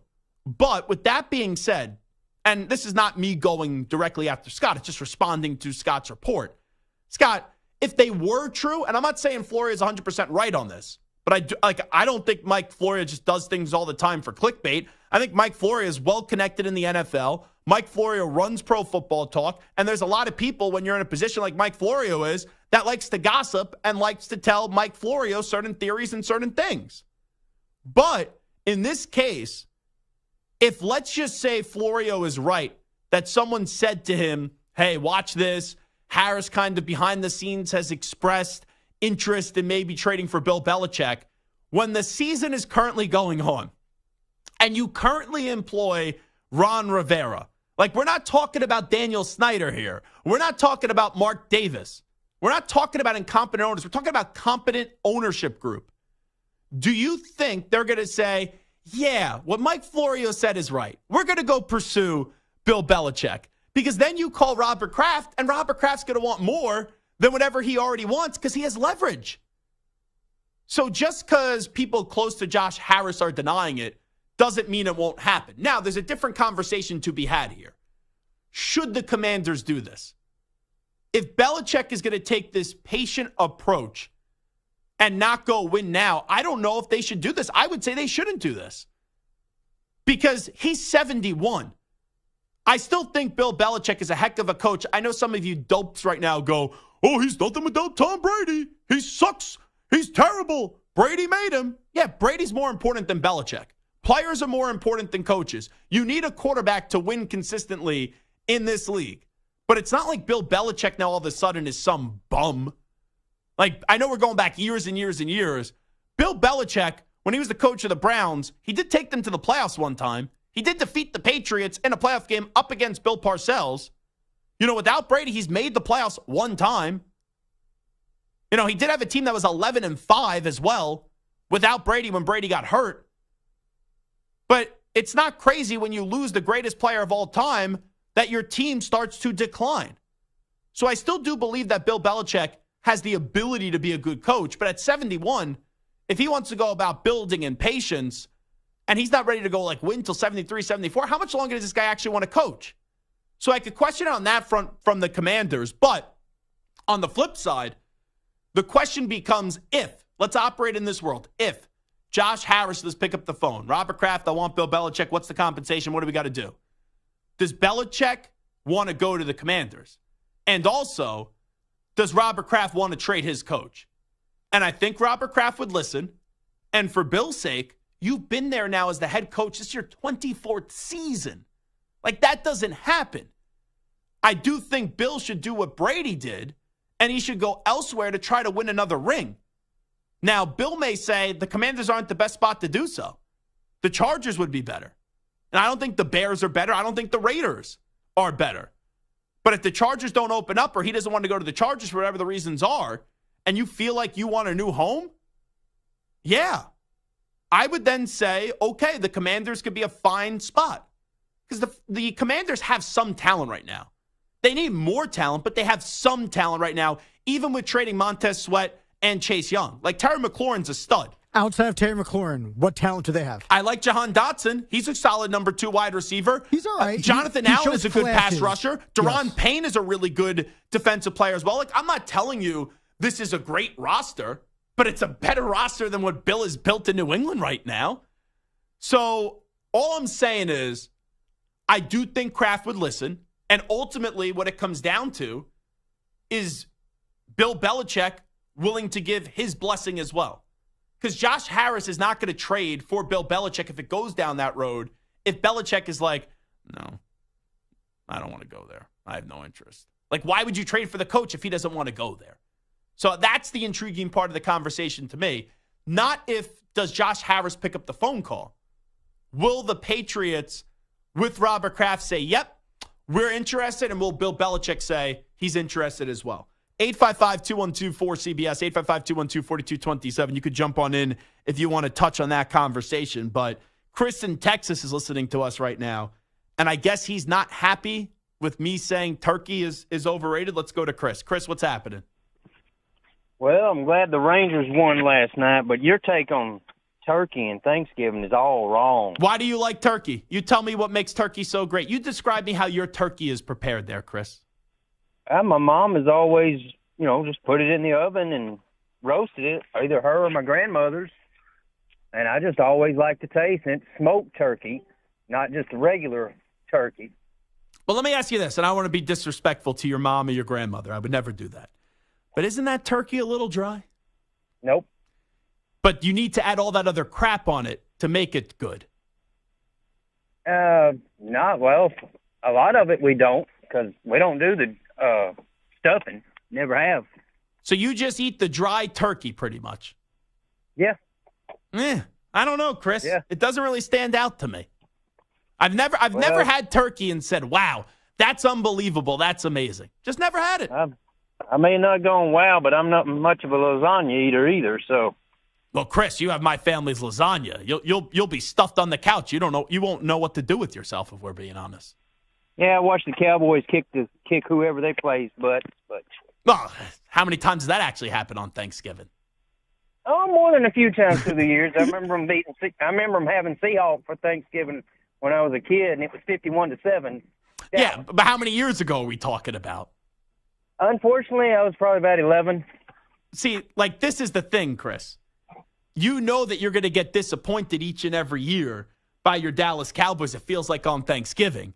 And you know your Cowboy season is going to be disappointing, so why stop with that disappointing kind of approach, and you just continue it on to your meal? And you try to talk up the meal actually being better to avoid what is the disappointment on Thanksgiving of the drama Dallas choking Cowboys. Let's go to Mike in California. Mike, what's happening? Hey, Zach. Usually I'm on your side on a lot of stuff, but you could not be more wrong about the turkey. Why? I throw my turkey in the smoker in the morning first thing. Wait, now hold on. Didn't I just say if you're deep frying it, that's a little bit different? I don't deep fry. I'm smoking. Oh, you smoke it. Okay. Yep. Tomato. Slow smoke in the Traeger all day, giblet gravy, homemade mashed potatoes. My mouth starts watering already. A good sausage stuffing to go with it. Ooh, sausage stuffing. Now we're talking, Mike. After. But how many times a year do you actually do this process? Once I do the first one at Thanksgiving, I'll usually do about 2 more between Thanksgiving and Christmas. And then Christmas, I do the slow smoked prime rib. Wait. No, just the turkey. Just the turkey. Yeah. Smoking prime rib, that's a different topic. I'll never talk bad about that. But just the turkey. You go Thanksgiving, and then when's the next time? You said Christmas? No, between the Christmas and Thanksgiving, I'll usually do 1 or 2 more because I'll do like soups out of it and stuff like that when it's in season. Okay. Turkey enchilada casserole. Seems like you have a lot of leftovers, if you're asking me. What's that? Seems like there's a lot of leftovers there too, right? No, when I do my first turkey for that day, then I'll buy like 2 more and cook them throughout the rest of the months. Okay. I don't know. I got to see it. Tweet me a picture at Zach Gelb, and I'll have to take a look at your turkey. But I don't know. It sounded like to me there's a lot of leftovers there, and then you got to make it into soup because no one's actually eating your turkey to begin with. It's all right. I bring on the army here. You could, if you want a war, we'll give you a war about this turkey. I'm willing to listen. But there is no way that boring damn bird is being served to my loved ones. Because turkey just stinks. It's pedestrian. And I think less of people. I really do. People that have turkey for Thanksgiving, I think less of you. Because I know your Thanksgiving is boring and you're looking for something a little extra juicy. You're looking for something a little extra moist, as people would say. Right, Moist Mike? Is that turkey moist? If you want that type of turkey, get the dark meat, right? You don't have to have the white meat. You can have the dark meat, and that dark meat is very tender, very juicy, very that word, and you can still enjoy it. Me, I'm a white meat kind of guy. You want to have the M? Go with the... Oh, wait. Was that Michael in California, by the way, the chef? Yes. He knows what he's talking about. Well, he probably just knows how to cook anything. But Kevin O'Brien writes in this chat, someone in your family, Zach, doesn't know how to cook turkey. Done properly, it's moist and juicy. Moist. Notice that, Samter. People can ruin lasagna just like your grams and mom obviously ruined your turkey. Kevin, my grandmother is 92 years old. She's a saint. She's Italian. She knows how to cook the turkey. We just all agree that when you're stuffing your fat face, the turkey isn't needed, and there's a lot of better alternatives. So that's where we are on that front. You don't go after Grandma Gelb. She'll come right after you. Oh, wait, by the way, we got to take a break. We got Roman Harper coming up next. We'll see where he lies on this whole turkey situation. Zach Gelb Show, CBS Sports Radio. You're in a 5-minute break.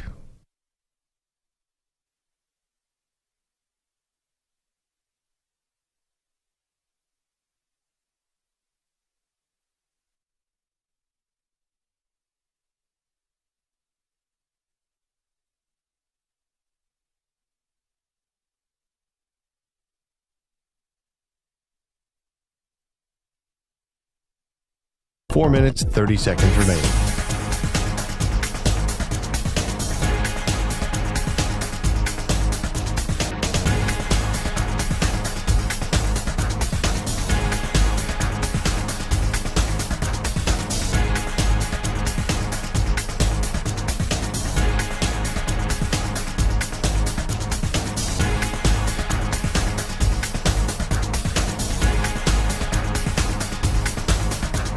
4 minutes remaining.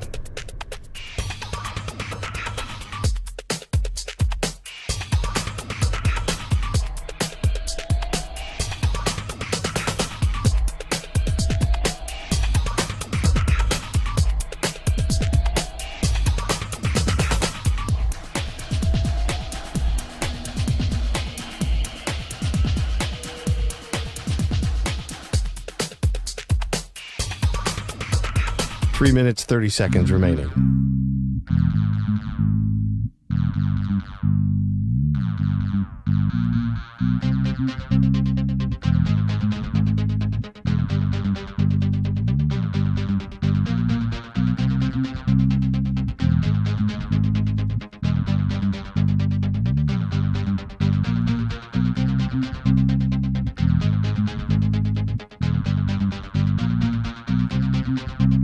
Three minutes remaining.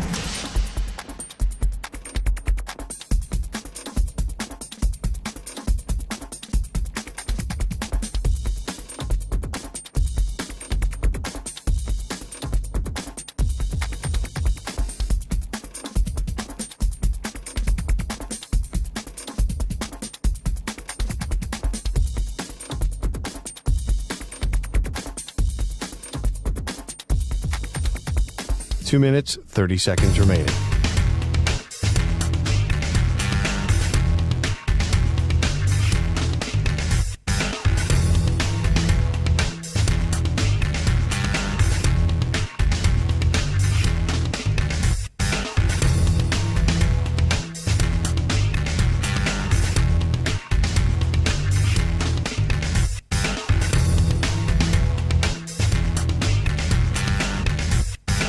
Two minutes remaining.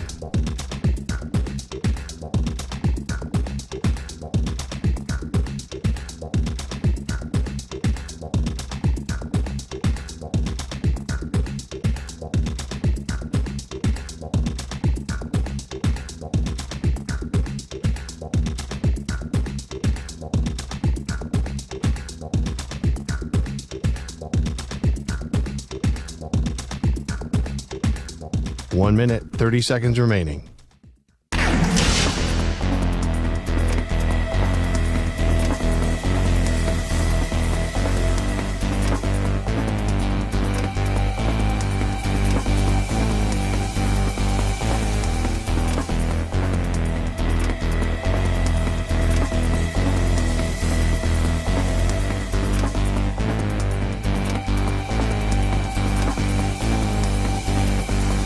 One minute remaining.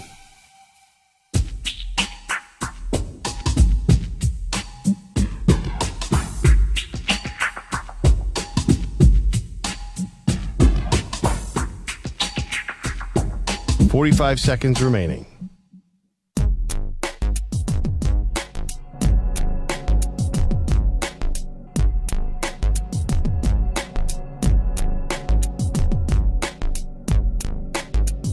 Thirty seconds remaining.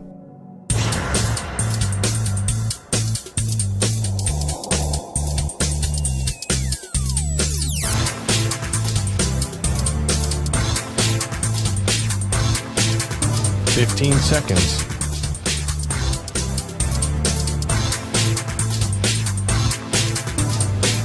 Break ends in 5 seconds.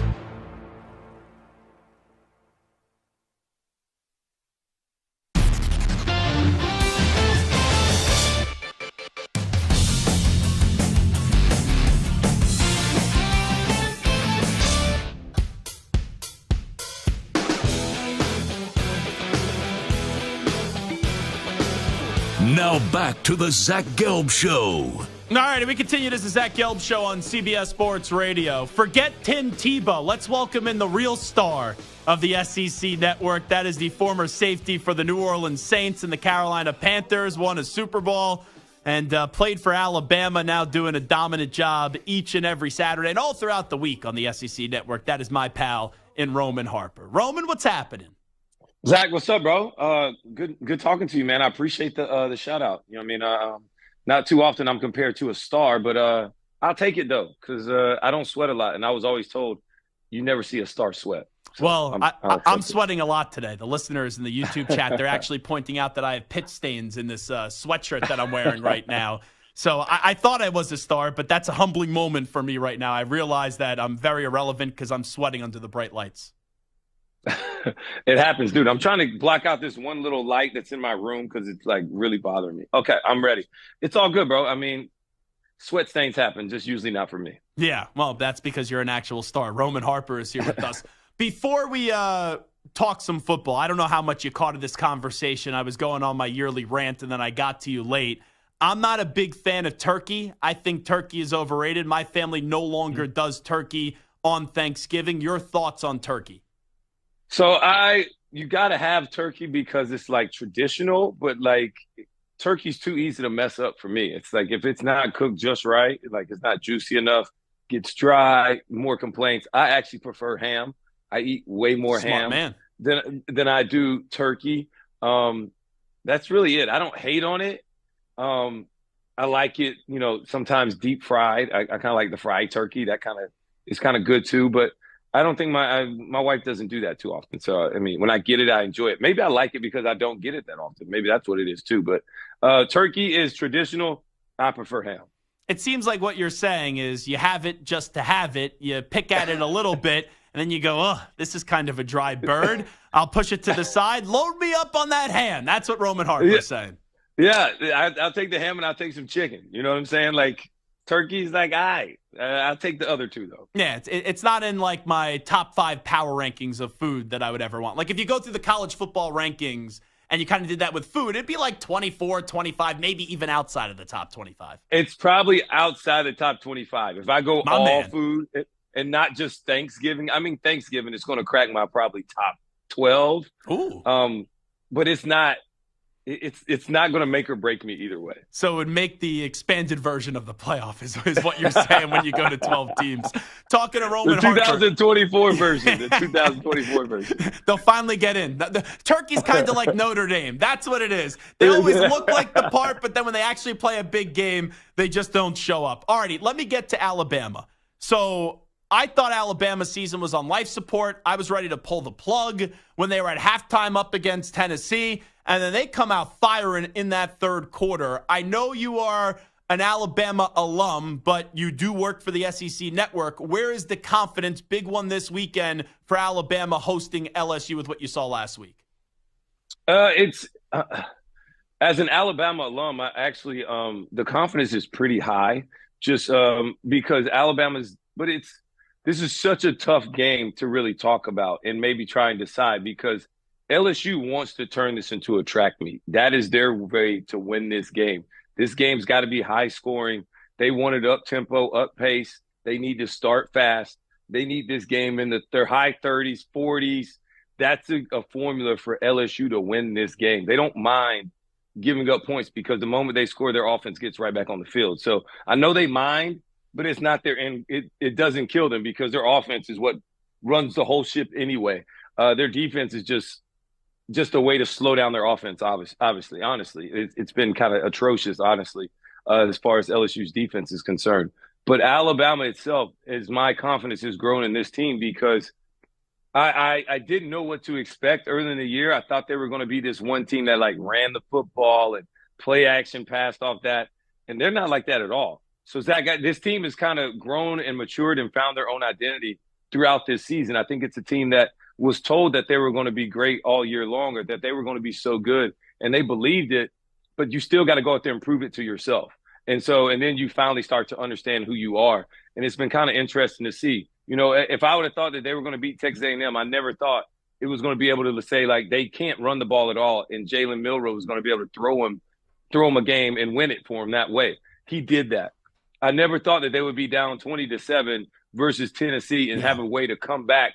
But they did that as well, and all of a sudden they stiffened up on defense. They found a way to continue to be explosive on offense, and so they're winning games that we don't see them winning, or we don't anticipate the way that it's going to go. And they say the best versions or the best teams always find ways to win, and that's who this Alabama team is starting to become. I don't know why, but the defense is playing extremely well, especially the secondary, and now the defensive line is really playing stout and really great against the run. They're getting after the passer, which I think this week is going to be highly dangerous. You've got to keep Jaden Daniels in the pocket. You can't let him escape. So for me, it's going to come down to game plan and execution. How does Alabama's defense, how do they execute the game plan? And for LSU, how do they turn this into a track meet? For LSU or Alabama, whoever goes to the SEC title game, do you view either of those teams having enough this year to take down Georgia in the SEC championship game in a few weeks? With all due respect, I think Alabama's a better matchup because Alabama can at least get some stops on defense. I don't think LSU could score enough versus Georgia. Georgia's too good defense, but you're not going to score every possession on them. They're too sound. They're way too big up front. They're way too fast on defense. So I think Georgia would be a little bit too much for LSU. As far as matchups are concerned, I would like the matchup of Alabama, not trying to be a homer, but I feel like they have the right balance of really good defense, explosive enough offensively, and to be able to stay within the game. But Georgia right now is on a different level than everybody else. They play games that are close, but it's almost like they're just playing with their food. And then whenever they get challenged enough, they rise up and they just beat you back down, and it doesn't matter. And so every time we think they're going to be challenged, they're never challenged. And so it's going to be really interesting because they got a really big matchup this weekend versus Missouri at Athens, where if we would have said any team was going to play close to Georgia last year, nobody would have guessed Missouri, and it was. And this year's version of Missouri is way better than it was of last year's version. I think the matchup to look at that is I talk to more experts that watch it and really pay attention to it, even more than me, which I think I'm pretty good, is going to be the D-line of Georgia versus the offensive line of Missouri. Missouri's O-line, they play decent, but I don't know if they're big enough and physical enough to go up against this Georgia defense. That's who this game's going to be, won or lost. All right, Roman Harper here with us. When you look at the first college football playoff rankings, Ohio State was 1. I don't think Ohio State's the best team in the country, but I understand why they were ranked 1. But then I go through the rest of the rankings all right, Washington has a win up against Oregon, who's 6, but Washington wouldn't be in the top 4. And then Florida State, I know their wins haven't aged well necessarily, but Florida State, the committee basically told them, you got to go undefeated or you don't get in. Your biggest takeaway from the playoff committee when it's always confusing was what? That week 1 means absolutely nothing, that it usually works itself out at the end of the day. Now, let's talk about the actual rankings. Penn State and Notre Dame are the 2 teams that are propping all the decision-making up. So you always got to find that one outlier that's really helping to build the basis of where the committee is at. You got to look deeper than just the numbers. They say that Penn State's a really good team. They haven't played anybody. They haven't beaten anybody that's really that good. But they're ranked at 11? Yeah. And then Notre Dame's at 12 or 13. So Ohio State's number 1 because they beat Penn State and Notre Dame. 2 top 15 teams. Yeah. So but when you watch those games, I thought Notre Dame should have defeated Ohio State. They dropped an interception. And I'll give them credit for the victory up against Penn State. But James Franklin has turned Penn State into Participation State University, where after the game he's like, oh, we had a good effort. Good job. Give me a break. Zach, this is what I'm talking about. This is the debate that I have with my friends every week. It's you can look at the rankings and get mad, but you should really look at the outliers that are basing or propping these other teams up. So that is why Ohio State's number 1. I don't know why Georgia's number 2. Georgia has only won for 2 straight years and just completely dominated the college football scene. But whatever. And also the target moves. It's that, okay, well, this year it's strength of schedule. Well, this year it's lack of strength of schedule. It's also quality wins or quality loss. So all the targets are always moving in this CFP talking. Number 3 is Michigan, which I think – this is my biggest tip right now. This whole Michigan scandal is way bigger, and we're going to talk about that. I'll finish my comment. And I think Florida State should be much higher. I really appreciated the way Florida State's played. They're kind of rolling through the ACC, and they had some great quality wins early. I think that's a better team than what they're given credit for. Washington at 5, I like them as a Pac-12, but the Pac-12 continues to eat amongst themselves, and we'll see how they do as they continue to get through the season. Oregon, I watched them. I don't think they're better than Texas or Alabama in a one-on-one matchup, but that's my opinion. And Texas should also be moved down a slot because they told us that injuries matter. So is Texas the 7th best team with Quinn Ewers not playing quarterback? I don't believe so, but that's what they're telling us. And they're also in front of an Oklahoma team that they lost to. So that's another thing. It's just all weird. I don't understand it. Ole Miss is another team that could really benefit from a 12-team playoffs because they're a team that could really go in there and wreak a lot of havoc versus non-SEC opponents named Alabama. All right, let's get to Michigan real quickly, wrap it up with Roman Harper. This will be the last thing I ask you. I don't think the Big Ten should step in and do anything before the end of the season. Where are you at with this one? I agree with your statement. This should not be a conference stepping in because they want to get the money at the end of the day. They're trying to get in the playoffs. And if they can get 2 in, that's what they're going to do. So they will protect themselves. I totally understand that. I respect that. But the NCAA must step in and do something. Accountability must be held somewhere, Zach. That's my only problem. I come from the school of if you ain't cheating, you ain't trying. So I get it. I'm trying to get an edge all the time, right? But it's something to be said to go be sneaking and stealing signs like baseball back in whatever day. And it's just, and look, you still got to stop the play. But you're Michigan. You should just be able to line up and beat these teams. You don't need to go out there and cheat to do it. And I don't like the accountability piece about it because nobody's being held accountable. You're telling me this little GA guy that probably makes $30,000 or $40,000 a year is buying plane tickets and buying best seats in the house to be able to sit up there and steal signs. And then when we ask people above them, they're like, they have no answer. I don't even know. I don't know what you're talking about. I don't know how he got there. It's just, for me, the accountability piece is missing. And that is the disrespect that I really feel for everybody that's involved, because if you're telling me it doesn't give you an edge, you're lying. And if you're saying that, Michigan still wins these games, maybe so, but by how much? And so when they're blowing everybody else out and they're stealing and cheating and doing it the wrong way, because if everybody could do it, then there's no complaint.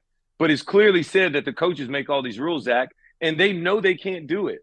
And so it just, to me, it's so low blow. It's egregious, honestly. Egregious. That's the term I'm using for it. And I want somebody to be held accountable for it and not just some GA that's getting thrown out and now is getting more attention than he's ever had in his life. Yeah, and I've always said this, that there needs to be a punishment and they did something wrong, but like people that think you need to basically like put an end to the Michigan program over this, that's just that's too far to me. No, and I'm not saying you're saying that. I'm talking about other people's reaction. I know that you're not saying that. No, not at all, man. Look, so I played at Alabama. We got put on bowl suspension. So I get the whole suspend, like you lose scholarships and all that stuff. But I told you I would feel better if just somebody stood up and said, you know what, it was on me. All right, have some kind of accountability. And so when I'm watching week after week, more of this stuff is coming out and more is coming out, and there's still no accountability piece. That's when I think the NCAA needs to step in and say, you know what, if you're not going to step up and do something yourself and say it's your fault, apologize, and like cut it out, then you got to step in. And I'm not saying they don't get in the playoffs, but something needs to be done because it's just such an unfair advantage when nobody else can do it. In NFL, everybody can do it, so nobody cares, right? Yeah. But in college, it's a known fact you can't do it, and you shouldn't have to do it. You're Michigan. That's my other part about it. I just think it's a huge accountability piece that's missing, and if they don't do it, the NCAA needs to step in and smack them down to make sure that they know not to do it again and that the accountability piece is held for somebody. Well, we know the NCAA is going to wait because they're like by mile time. They move very, very, very, very slowly. It's going to be unfortunate because the season's going to go by. Michigan may get in, they may not, whatever. I don't even care what happens. And then you're going to look up and they're going to try and vacate wins. And I'm like, dude, it already happened. We know what happened. Yeah, that's a stupid part that the NCAA does. It's a stupid part. They should either not allow them right now, just come in, step in, and say you're done. All right? Which no one would like. But nobody would like it. But nobody liked that Jim Harbaugh and his guy and his crew went out there and did what they did either. So they kind of earned this one. It's not like, we're not coming out of just anywhere just trying to pick on Michigan.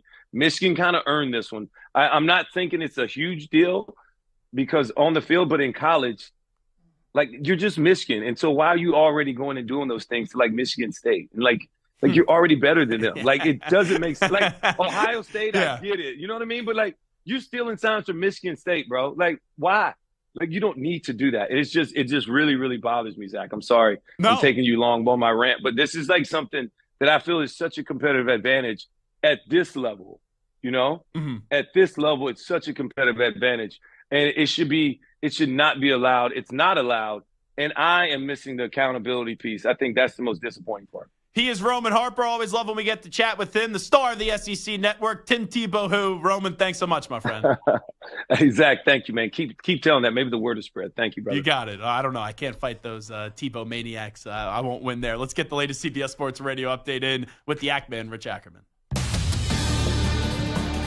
CBS Sports Radio. Sports Flag. Well, the Titans and Steelers kick off Week 9 tonight in Pittsburgh, and Kenny Pickett is going to start for the Steelers despite suffering a rib injury on Sunday. And with Ryan Tannehill still nursing an ankle injury, the Titans have no issue in starting Will Levis again. The second-round pick threw for 4 touchdowns in his NFL debut, matching an NFL record, and Steelers linebacker T.J. Watt definitely took note. After the performance that he had last week, I think that's only going to make him play better and continue to get the guys around him to buy into what he's doing. I think they're doing some good things offensively as far as still being able to run the ball, the play passes there, and I see a guy that's on the rise. The Steelers will be without injured safety Minkah Fitzpatrick. A good sign for the Bills today was Josh Allen practicing after sitting out yesterday. Deshaun Watson remains in limbo while dealing with a shoulder injury, saying he's unsure if he'll be able to play this weekend. 4 games in the NBA tonight, including the Spurs and Suns in Phoenix. Former Suns great Walter Davis has passed away at the age of 69. Davis was the 1978 NBA Rookie of the Year and a 6-time All-Star. He also won a gold medal at the 1976 Olympics. I'm Rich Ackerman. Looking for CBS Sports Radio online? Your favorite hosts and the best sports content and entertainment are available 24/7 on social media and YouTube and in the palm of your hand with the free Odyssey app. CBS Sports Radio.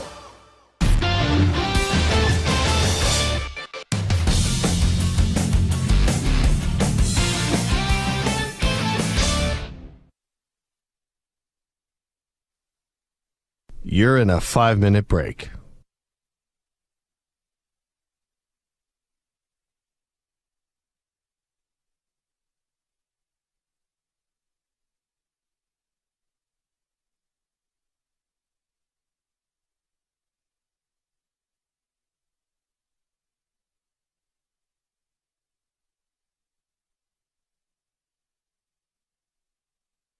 Four minutes, 30 seconds remaining.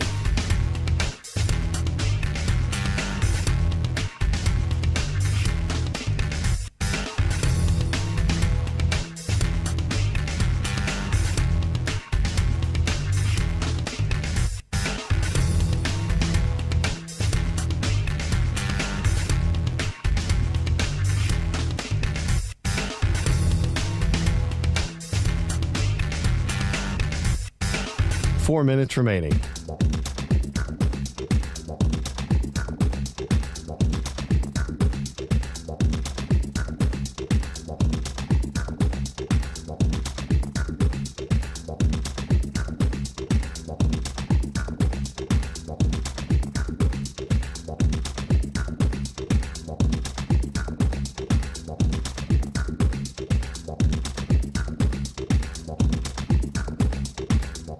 Three minutes, 30 seconds remaining.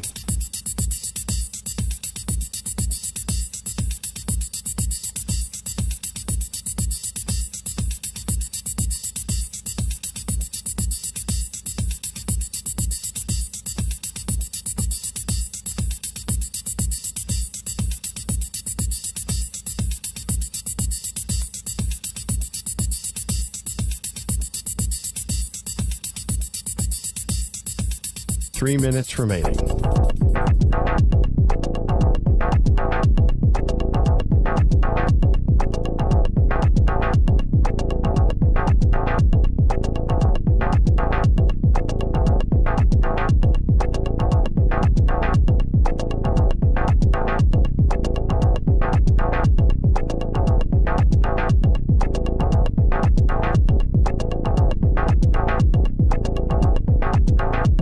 Two minutes, 30 seconds remaining.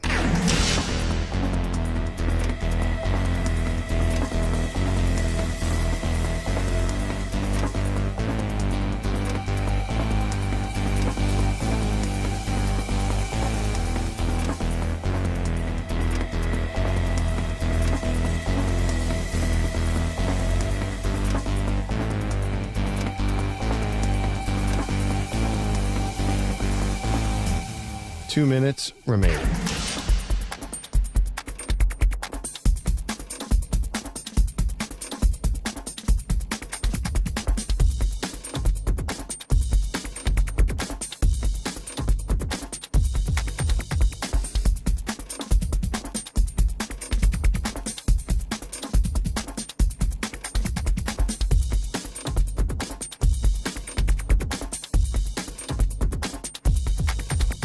One minute, 30 seconds remaining.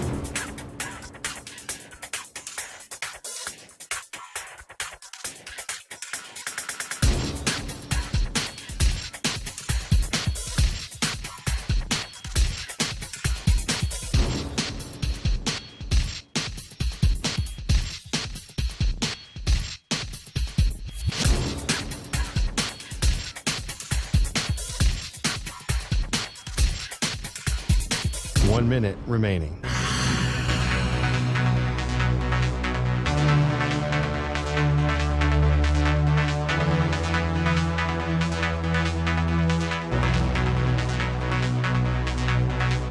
Forty-five seconds remaining.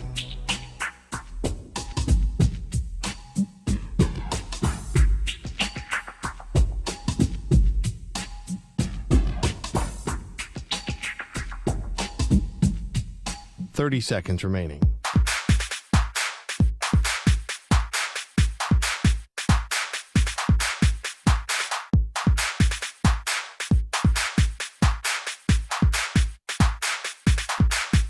Fifteen seconds.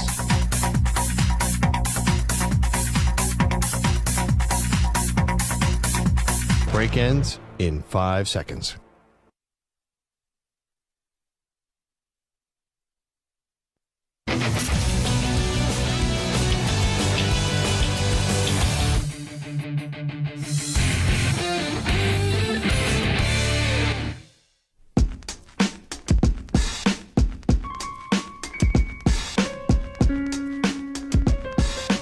He's live. He's nationwide on CBS Sports Radio. This is the Zach Gelb Show. Here's your host, Zach Gelb. This portion of the show is brought to you by Wesley Financial. Stuck in a timeshare and want out? Contact Wesley Financial Group now and get a free timeshare exit information kit at wesleyfinancialgroup.com. So Mike in California called us earlier, and he is a chef, and he sent me a picture of his bird. His bird does look moist when it comes to turkey, but I still just don't think turkey looks good. Like, I don't believe when you post turkey on the internet, you go, wow, that's something that I need to have. But I do appreciate others that are coming to my defense when I'm a voice for the voiceless. And I'm just trying to tell you that turkey's not that good and it's overrated. And Zach in Wisconsin, who is a 5-time grilled cheese champion, and he actually created the Zach Gelb Show grilled cheese back in the day on the weekend overnights, which was crackled black pepper, white cheddar cheese with crumbled bacon on sourdough. He actually chimed in and he said, don't like turkey, we do duck and ham, bourbon maple glaze on both this year. That sounds absolutely delicious. Bourbon maple glazed? Yes, please. That sounds good, right? Oh, yeah. Oh, okay. You said yes, please, right? I said yes, please. Oh, gotcha. Sorry, your mic kind of cut out there for a second, and I go, I don't know what the heck you were actually saying. Tom Hannafan, who does a great podcast, and he's one of the few people that Penn State has produced that I actually like. He said, when I tweeted turkey sucks, I knew I liked you.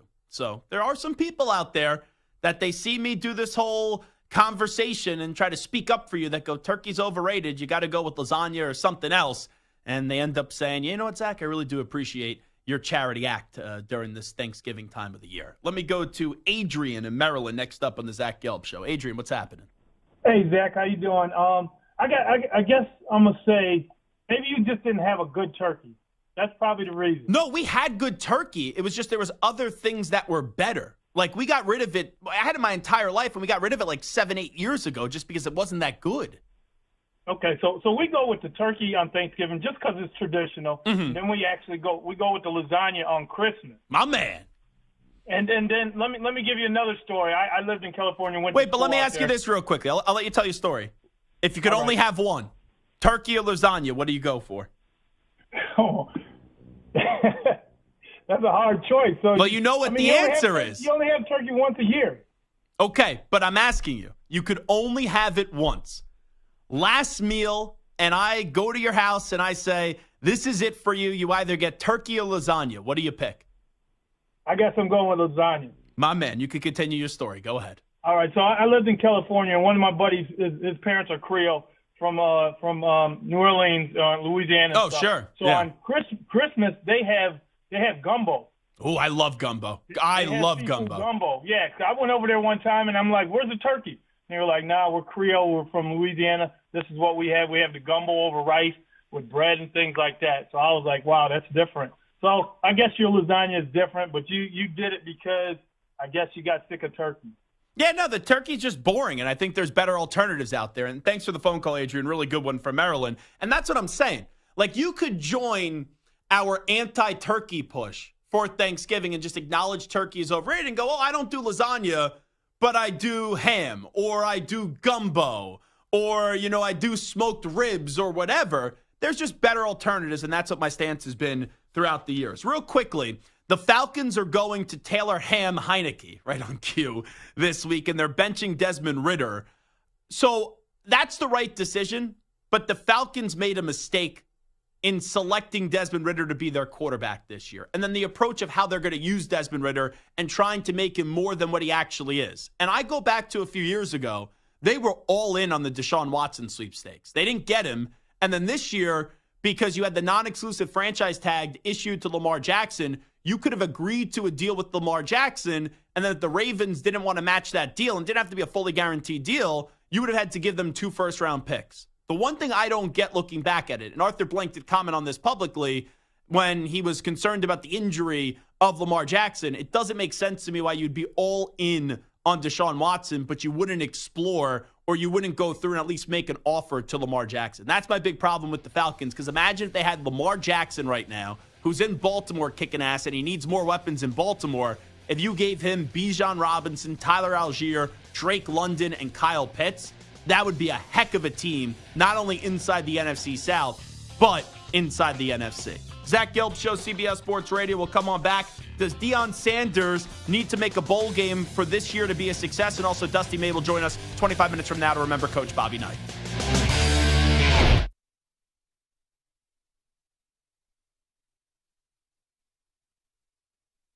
You're in a 5-minute break.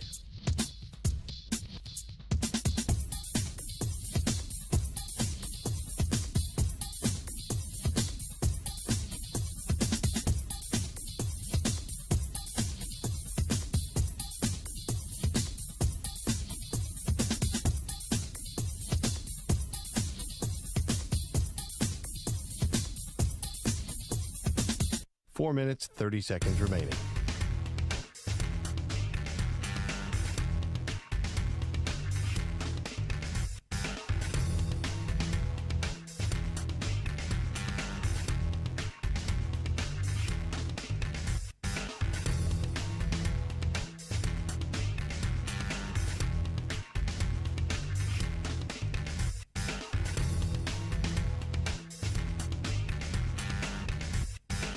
Four minutes remaining.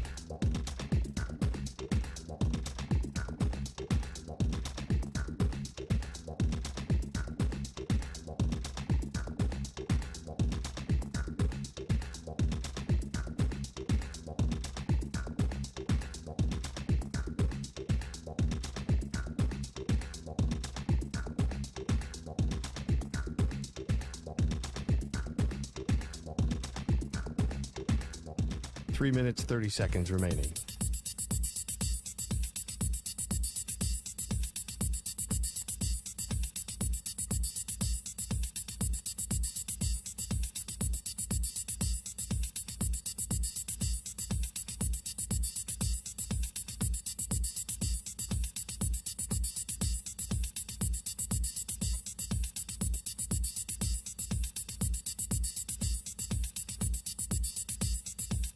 Three minutes remaining.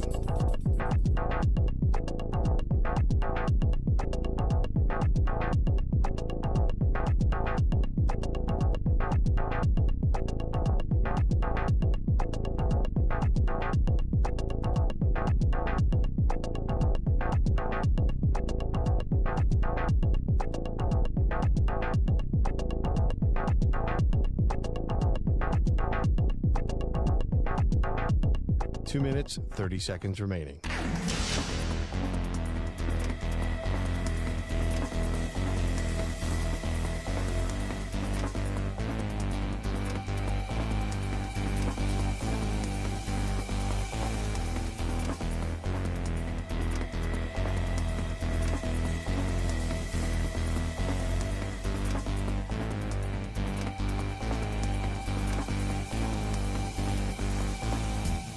Two minutes remaining.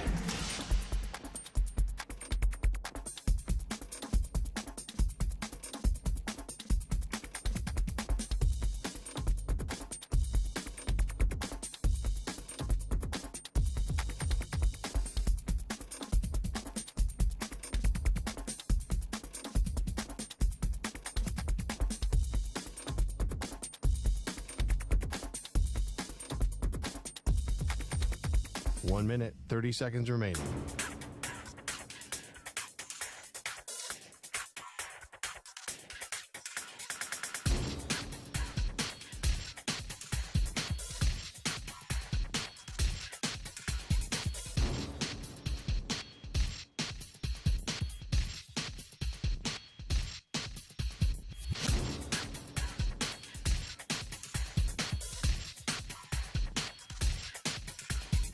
One minute remaining.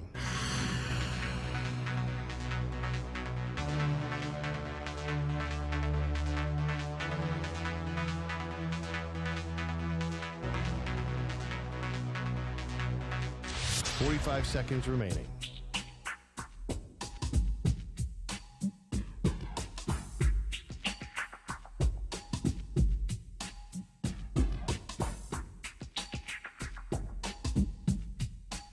Seconds remaining.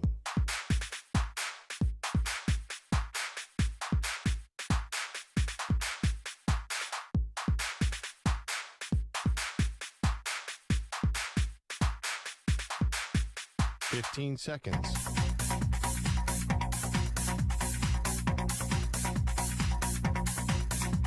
Break ends in 5 seconds.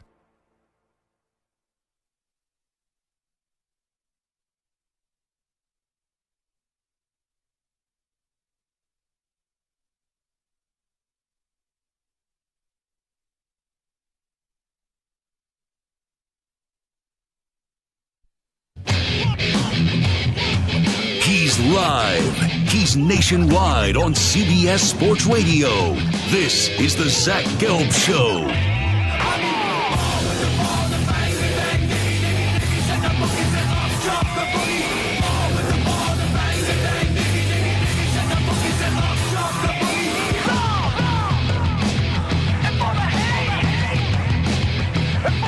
Here's your host, Zach Gelb.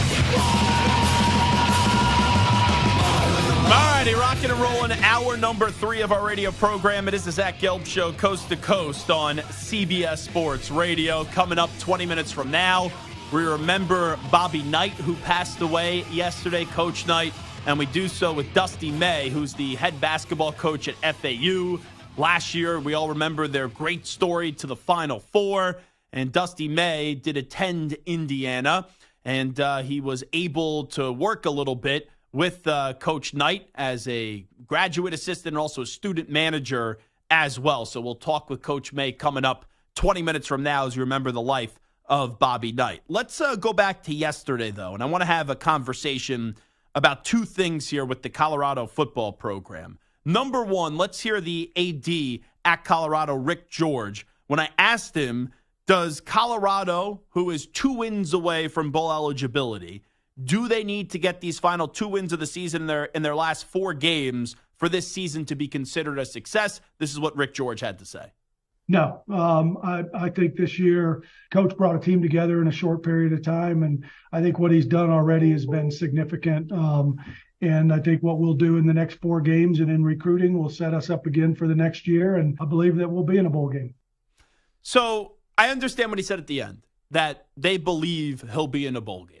You know that the NCAA is begging Colorado to find a way to win 2 out of their last 4 games to get to bowl eligibility, because if you're a bowl site, and a lot of these bowl games now, they're lame, they're irrelevant. Yeah, they mean more for the student athlete, so I do have compassion there because for a lot of these kids, it's the last time they're going to play football at a competitive level, or it's a cool bonding experience with your teammates. But the way that the NCAA is structured now with the college football playoff, like you could watch the Rose Bowl last year where it's not a part of the college football playoff, and you have Utah going up against Penn State, and people are like, oh, it's the granddaddy of them all. It's the Rose Bowl, because that's what we kind of grew up with. That was the tradition. But now in the year of 2023, or ever since the installment of the college football playoff, if you're not in one of the college football playoff games and you're a big-time program, I don't think the Rose Bowl means as much as it once did. Now, if you're a group of 5 school, well, outside of the year Cincinnati got to the college football playoff, you don't really have a legit chance to win a championship. So for the group of 5 schools, getting to a New Year's Six Bowl means everything. But like, let's say if Florida State, for example, this year drops a game, doesn't get an invite into the college football playoff, and they're in one of the New Year's Six Bowl games, they may celebrate like it's a big deal. But a lot of those kids don't want to play in the game or know, man, we missed a golden opportunity to be in the 2-3 games that actually matter, and that's a 2 semifinal game and also the national championship. But when you look at a school like Colorado, their bowl game would matter because every game that Deion Sanders coaches in, Coach Prime, participates in, it matters because it's a big story in college football. And remember, Colorado, who hired Deion Sanders, and they were the school that said, okay, we're going to do this. Other schools tried, like TCU tried, but a school like Colorado was the one that was able to secure the big fish. I would imagine they didn't even think. Like Rick George, if he was being honest, and I told him, you guys would have 5 wins this year, would you believe it? Which is not like this big bar. You're not even over 500. But when you were 1 win a year ago, and you overhauled like 80% of the roster, and then you start the year off 3-0, like we all said, eventually they're going to start losing games. But they weren't expected to beat TCU. They weren't expected to beat Nebraska. And when you start off strong like that, 2-0, and then you start to see some signs that they're just not ready against Colorado State, but then you win that game, and then you get embarrassed by Oregon, then you save face against USC with a good second half. You barely beat Arizona State. You're up 29-0 against Stanford, and you blow that game. And then you just lost to UCLA in rather a boring game, 28-16. Even though no one would have said before the year, I expect Coach Prime and the Colorado Buffaloes to get to a bowl game. No one would have said that. Like, Samson, I remember doing the show over the summer at some point when I was filling in on this time slot. And you said to me, like, what is a successful season in your eyes for Colorado? And I said, 4 or 5 wins. And I go, I think they're going to get 4 or 5 wins. And I was on like an island. Like people said to me, what are you, crazy? 4 or 5 wins? And to your credit, you were like the one person that said they got to get to bare minimum a bowl game. I think you even said 7 or 8 wins. And that was inconceivable to me because their offensive line was going to be a problem. And you even saw it in the first game. They just made up for it because they had so much speed against TCU. But their offensive line and their offensive line play is not built to be a consistent winner in college football for an entirety of the season. Now, if Travis Hunter didn't get hurt, maybe you win one of those games that he sat out for. And Shedeur Sanders looks like when he wants to be, he'll be a top 15 pick in the NFL draft. Shiloh Sanders has been a really good player. You've had some good wide receivers, running back, all that stuff. But even though this is not sexy, it's what wins in football. And that's the battle in the trenches. And I don't care how much speed you have, how good your quarterback is. If you don't have the dogs up front, eventually it's going to catch up to you. Because, like, look in the NFL, the greatest quarterback of all time, Tom Brady. When did he lose? Against the Giants, against the Ravens, against the Jets. Even that Eagles Super Bowl, when he threw for 505 yards in a losing effort. When did he lose? When finally Philadelphia got to the quarterback. Because I don't care how mobile you are or if you're a statue. No quarterback, even if you embrace getting hit, no quarterback actually enjoys getting hit. And we even saw it last week where Coach Prime afterwards, like, yeah, I'm going to go get new offensive linemen. because he knows his son, even though he looks like he's having fun and he's playing well this year, his son could play a lot better. And look how much we're praising him already with an offensive line. So I'll just ask this question. Is it a disappointment, and we asked it to Rick George, if Colorado doesn't get to a bowl game? It's so tough because of where we were before the season. But once you start 3-0, I'm thinking you're going to find 3 more wins on that schedule with 12 games that you play. So, yes, it would be a disappointing season in terms of they didn't get to a bowl game, but it does not make this season a failure. Because this is year one, and we live in an impatient society where we expect things to just change overnight, and that's usually not the case when it comes to football programs. So it's weird to say it, because it can be successful and disappointing. Like for Colorado, they've been talked about more than they've ever been talked about, back in, since the 90s, right? But in the last 15 years, no one's talked about Colorado football other than, this team stinks, they fired a coach, blah, blah, blah, blah, blah. Now everyone's talking about them. This year they became a national brand, and it's weird that you could still say, yeah, but you walk away from the season saying, I can't believe they didn't make a bowl game. And here's the problem with the whole setting the expectations the way Deion is setting them. Yes, everyone was talking about Deion and Colorado because they were winning, because they looked good. Yes, they're flashy. Yes, they're fun. But everyone's still talking about them now, and they're losing. They lost 4 of the last 5. We're still talking about them. But we're not talking about them the way we were talking about them after 3 weeks. Well, sure, absolutely, because they've lost games, but... That's my point is, yes, they're flashy. They're fun. They're new age, right? They're young. They're vibrant. They have all that stuff. They're an easy team to root for. Yes, but there's also a whole contingent that does not like that style, does not like the way they present themselves, does not like... What's wrong with the style? Not their style of play. They just talk crap? But they don't even talk crap about other teams. They're just cocky. And a lot of people don't like that. A lot of people don't like the way they present themselves and handle things and deal with things. Now, I have no problem with it. Right, no, I agree. I love it too. But there are people who don't.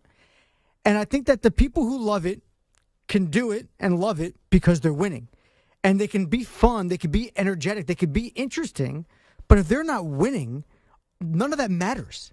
If they're going 4-10 or 4-8 every year, if they're winning 4, 5, 6 games in the Big 12, if they're not even contending, I don't care how fun Deion is. I don't care how good their locker room presence is and how much pizzazz they have. It doesn't matter. This is year one, though. Right. So on his scale, let's just say, they go from a 1-win team to it's now early November. They already had 4 wins. They got 4 wins on October 7th.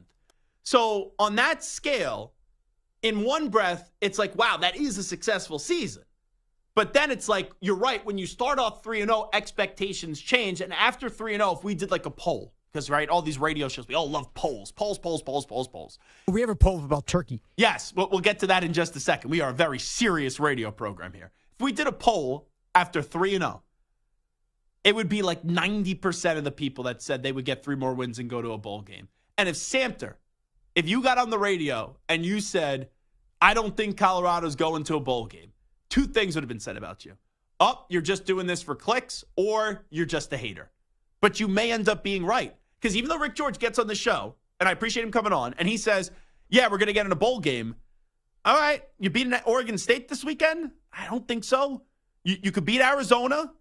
You have Washington State, okay, and then Utah. Like, it's not murderer's row, but you have a lot of good teams this year in the Pac-12, and what you've displayed the last 5 weeks is you could play a good half. Like, you could play a good second half against USC, but for a full 60 minutes, Shedeur Sanders could only take you so far when he's getting his brains beaten in because he has no offensive line right now.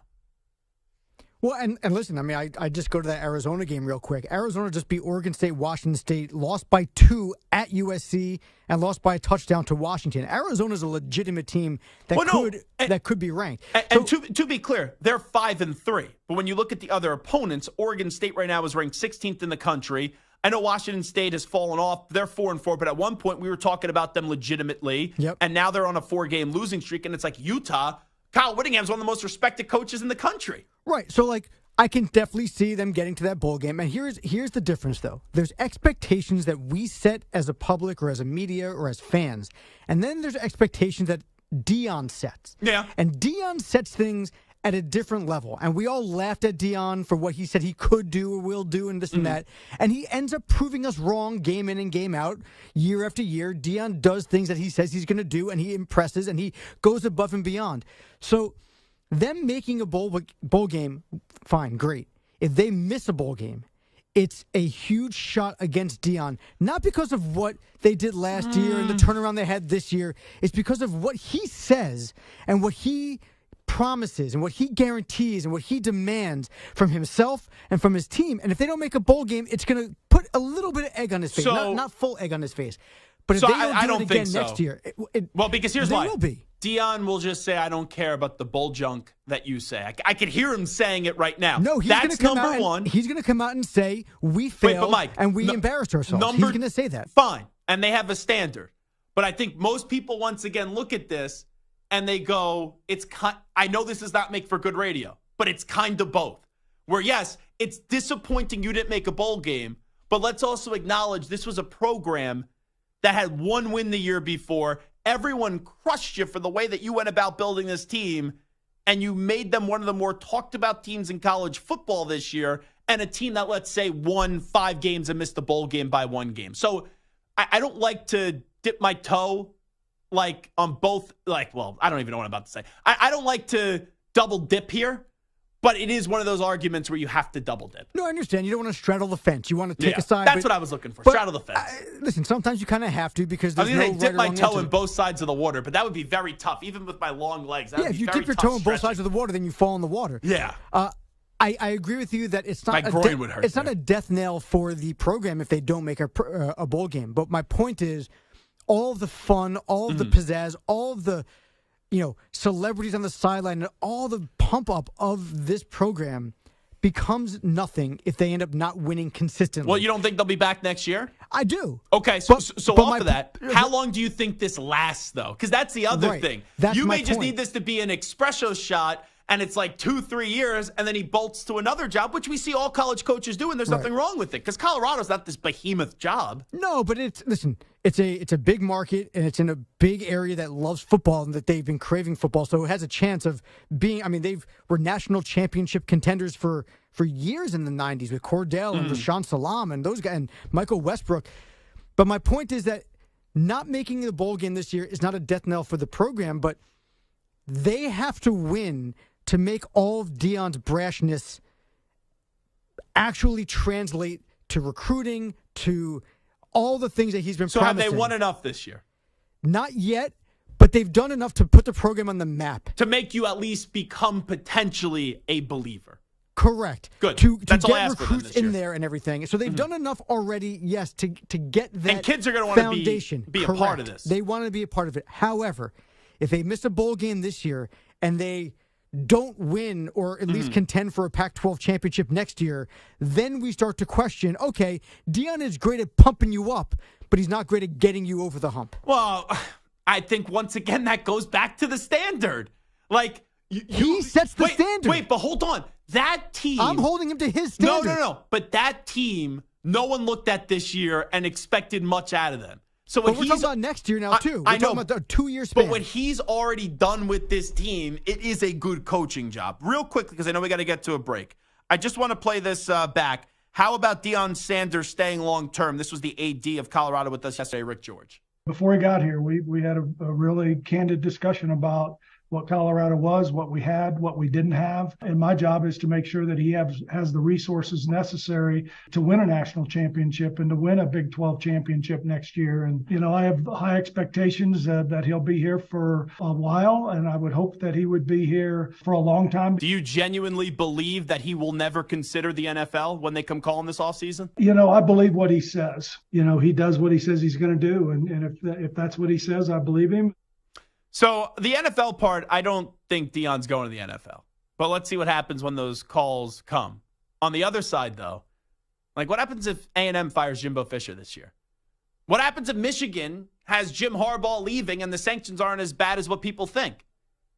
And Michigan comes calling for Deion. Those are 2 jobs, enormous jobs. And you then have the resources of A&M and Michigan. I do think Deion's back next year with Colorado, But after that, I don't know how long he's going to be there. And the big thing for me is what happens this offseason and how many teams come calling this offseason, because that will set the tone for years and years to come. Because if 2 teams come calling this offseason, at least 4 will become calling next offseason.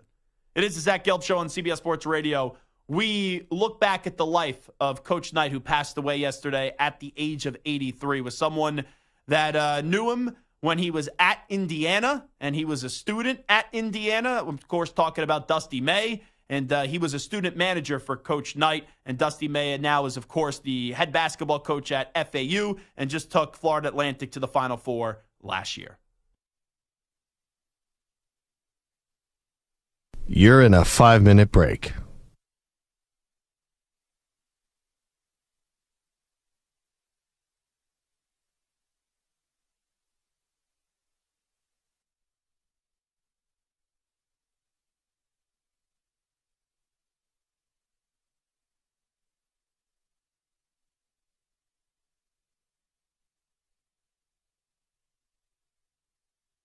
Four minutes, 30 seconds remaining.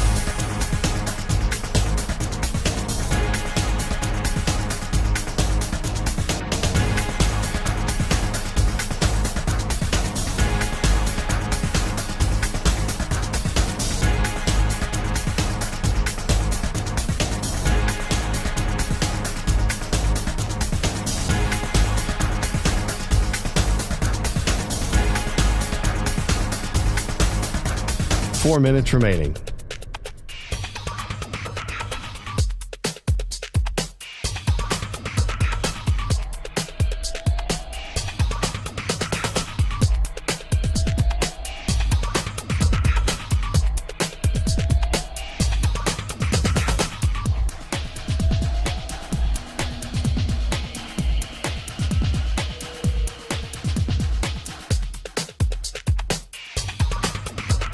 Three minutes, 30 seconds remaining.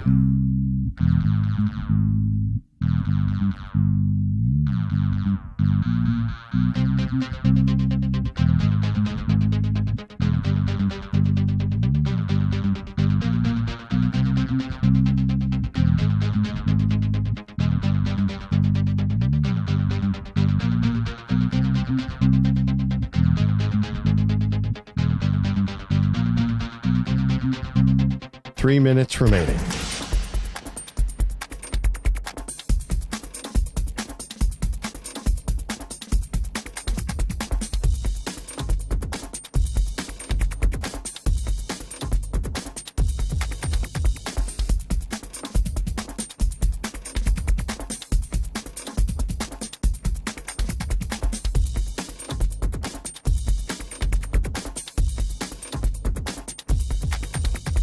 Two minutes, 30 seconds remaining.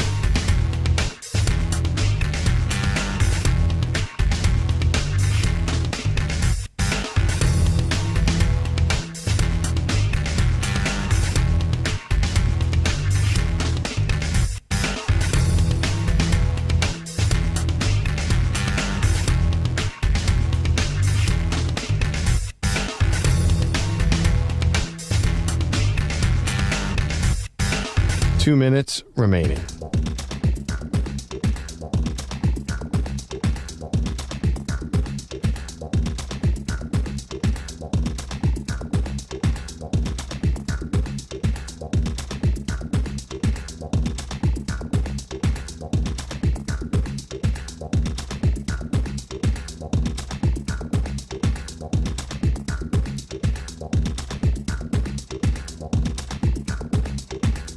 One minute, 30 seconds remaining.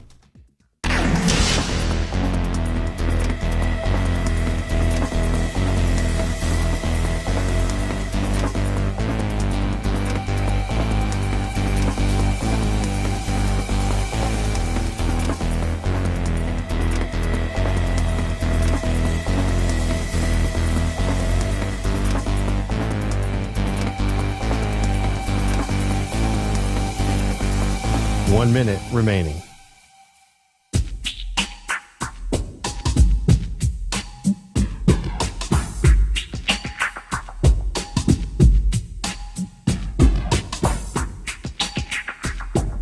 45 seconds remaining.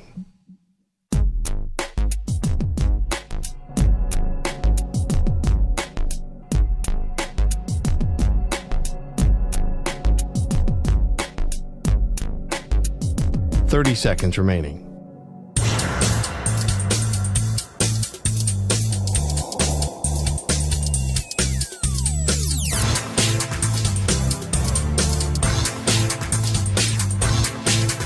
15 seconds.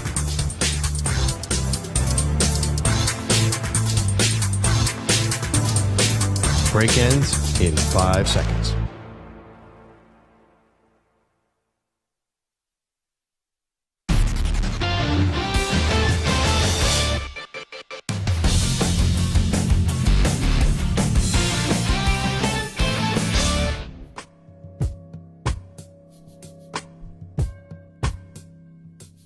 Now back to the Zach Gelb Show.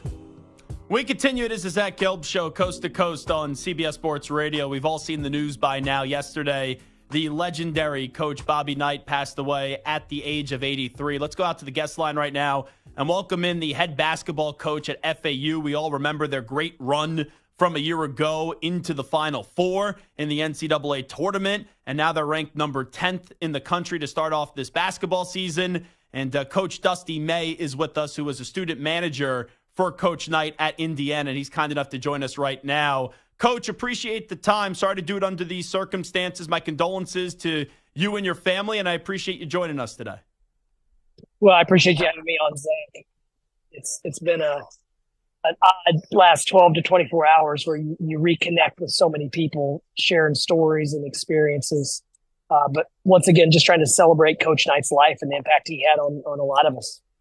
When you got the news yesterday, and like you said, a lot of people reach out and you reflect, he is 83 years old when he passes away. So there's a lot of years and a lot of great memories to celebrate. But what was that immediate thought, and what were some of those memories that came back to mind? Wow. Well, I was actually at the Heat game and I started getting a wave of text messages. So when that happens, typically it's a group chat going wild. But in this case, it was more just guys started immediately sharing stories and even put pictures of letters. And I think when you work for someone that as great as Coach Knight, just obviously we played a very, very small role in the program's success, but you have a common bond that you went through something that's very difficult. I mean, the thing with Coach Knight, he was so demanding on everyone around him. And so everyone there has went through a very difficult experience, but also we're all aware that we wouldn't be where we are without it. And he prepared us for what was next. And we're all very, very grateful just to have, like I said, a small piece in Indiana basketball history. With what you just said, how do you look back at your experience with him? Just wondering. Well, I think I don't want to say I would have a 0% chance to be where I am now, but I would say it's more likely a 0.001% chance of being where I am today if I didn't have that experience of working for Coach Knight. Every job I got, it was the thing that opened the door and the thing that gave me credibility, because if you could work in the environment at Indiana, that demanding, that was ahead of the curve in so many areas at the time, then you could bring something positive to the table at your next job. So, especially for someone like myself with no background, no connections, him having his name on a resume or him making a phone call carried a lot of weight. Talking to Dusty May right now, remembering Coach Bobby Knight, who passed away yesterday at the age of 83. So when you get to Indiana and you're a student manager for him, he's king. Like, he is the guy, right? The God on that campus. What do you remember about your first time meeting Coach Knight? Just how intimidating he was. And obviously as a manager, you want to have a relationship with the coaches, but I think I was so terrified. I just wanted to be unseen. Just please don't do anything to screw this up and stay out of the way until you get a little bit of confidence around him. And I'm not usually starstruck, but Coach Knight, because he's so imposing, he definitely has you walking around on eggshells a lot of the days. Did you ever kind of see a side of him where he kind of warmed up to you and he kind of mentored you a little bit and showed you actually some love? Because I know a lot of times it's tough love, but was there ever a calmer side to Coach Knight behind the scenes? Of course, and I spent a couple summers working in the office, answering the phone and getting ready for basketball camp and helping with the camps and whatnot. So you got to see all sides of coach. But, most of the time it was more of he would ask a question and then he would challenge you to go find the answer. And he'd make comments, that's the problem with you young guys these days. You're not curious enough, or you're not inquisitive enough, or whatever the case. And it was always just to challenge us to learn, to grow, and to be probably more inquisitive than anything else. But I just looked at it as every single day I have an opportunity to go in and observe at a world-class performer and learn and take notes. And so I knew I was aware that I wasn't very important in the scheme of things, but I was also going to take advantage of that opportunity. I saw an interview that you did, I think it was actually a few months ago, when, anytime that you're doing an interview, eventually Coach Knight is going to come up. And you were discussing these 3x5 note cards and all the notes that you guys would have to take, and you still have some of his notes right now. Tell us a little bit more about that. Well, Coach Knight, first of all, had a system for everything. And there's a checklist for every bag, for every road trip, for the carts at practice. So one of the responsibilities as a manager, everyone at all times, you're dressed in the same uniform, the gray shirt, red shorts, candy striped socks, and at that time, Converse shoes. And then in your pocket, you had a 3x5 note card. You had 3x5 note cards with black or red or both flare pens. So at any time, if he asks you to do something, it's kind of like when you're at a restaurant and the waiter tries to memorize your order. Well, that's not impressive if you get the order. Maybe you just write it down and get my food right. So it's kind of the same thing where if he told you to do anything, you wrote it down so you made sure you got it done properly and correctly. And then even with that, when he gave you an assignment, we typically didn't leave the building until the assignment was done. He'd give you a video project, and that was before technology is what it is now. And we would stay all night to finish the project just because you didn't know. He may ask for it in a week. He may ask for it the next morning. But we knew that if we wanted to earn his trust, to have responsibility, that we needed to have it ready when he asked again. So so many important lessons, but the sense of urgency that we had to work with obviously prepared us all for what was next. I'm sure there was a lot of people on Indiana's campus that were like, I want to be a part of the basketball program. Oh, I want to be a student manager. How did you get through to eventually become a student manager? Well, I played Division II 1 year, and at that time there weren't walk-ons, there weren't video coordinators. So the managers, there's a hierarchy system back then where the senior managers were essentially director of operations, video coordinators. Junior managers were phasing into that, and then freshman and sophomore managers did the more menial tasks. But I had done some work for Dr. Larry Rink, and he followed high school basketball closely in the area and knew me. And he always said, if you want to coach, you need to go work for Bob. Obviously, I never called him Bob, but he'd say, you need to go work for Bob.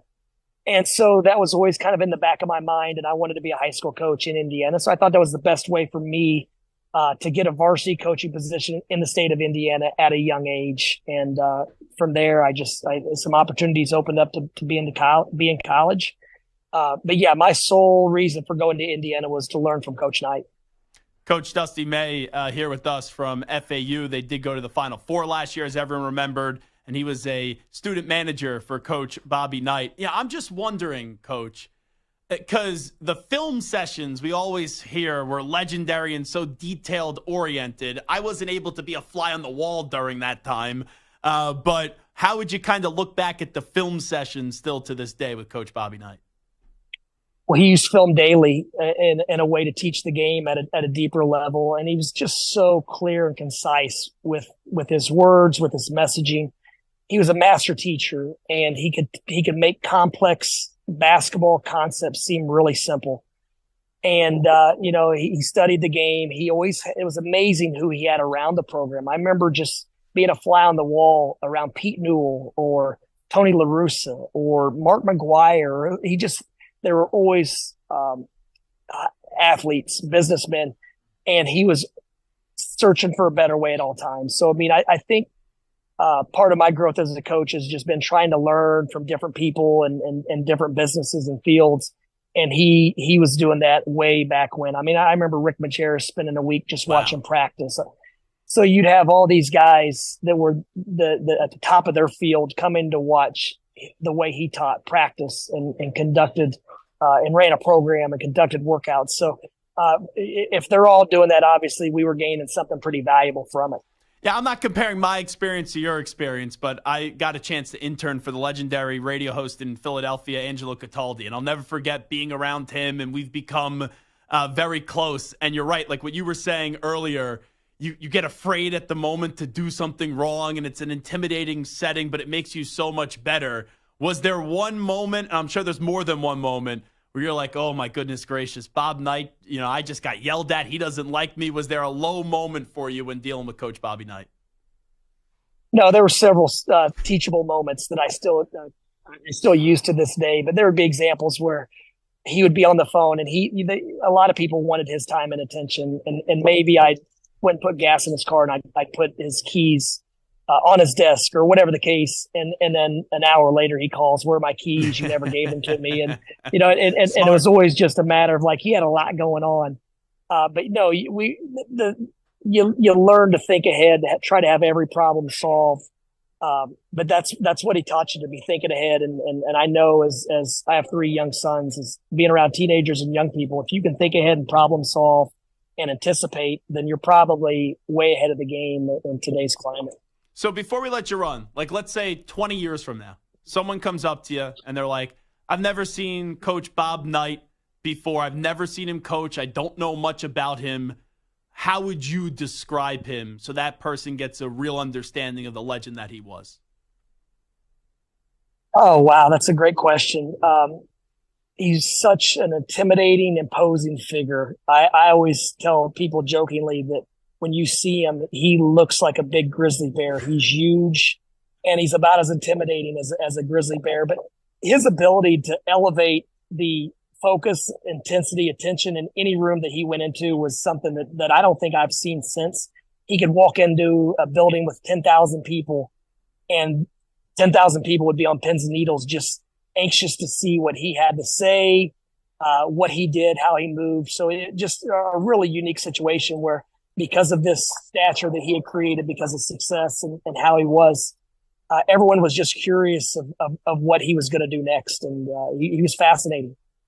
And you know this, when you're in the moment coaching, like you're so wired on not only day to day, but second to second, where sometimes you're not able to have an appreciation for what you're doing and all the people that you're impacting. I thought it was awesome, now looking back at it even more, that a few years ago he finally did go back to Assembly Hall, because that reaction that he got that day from the fans, and then also having his players, and you saw the emotion from him, it was just so special.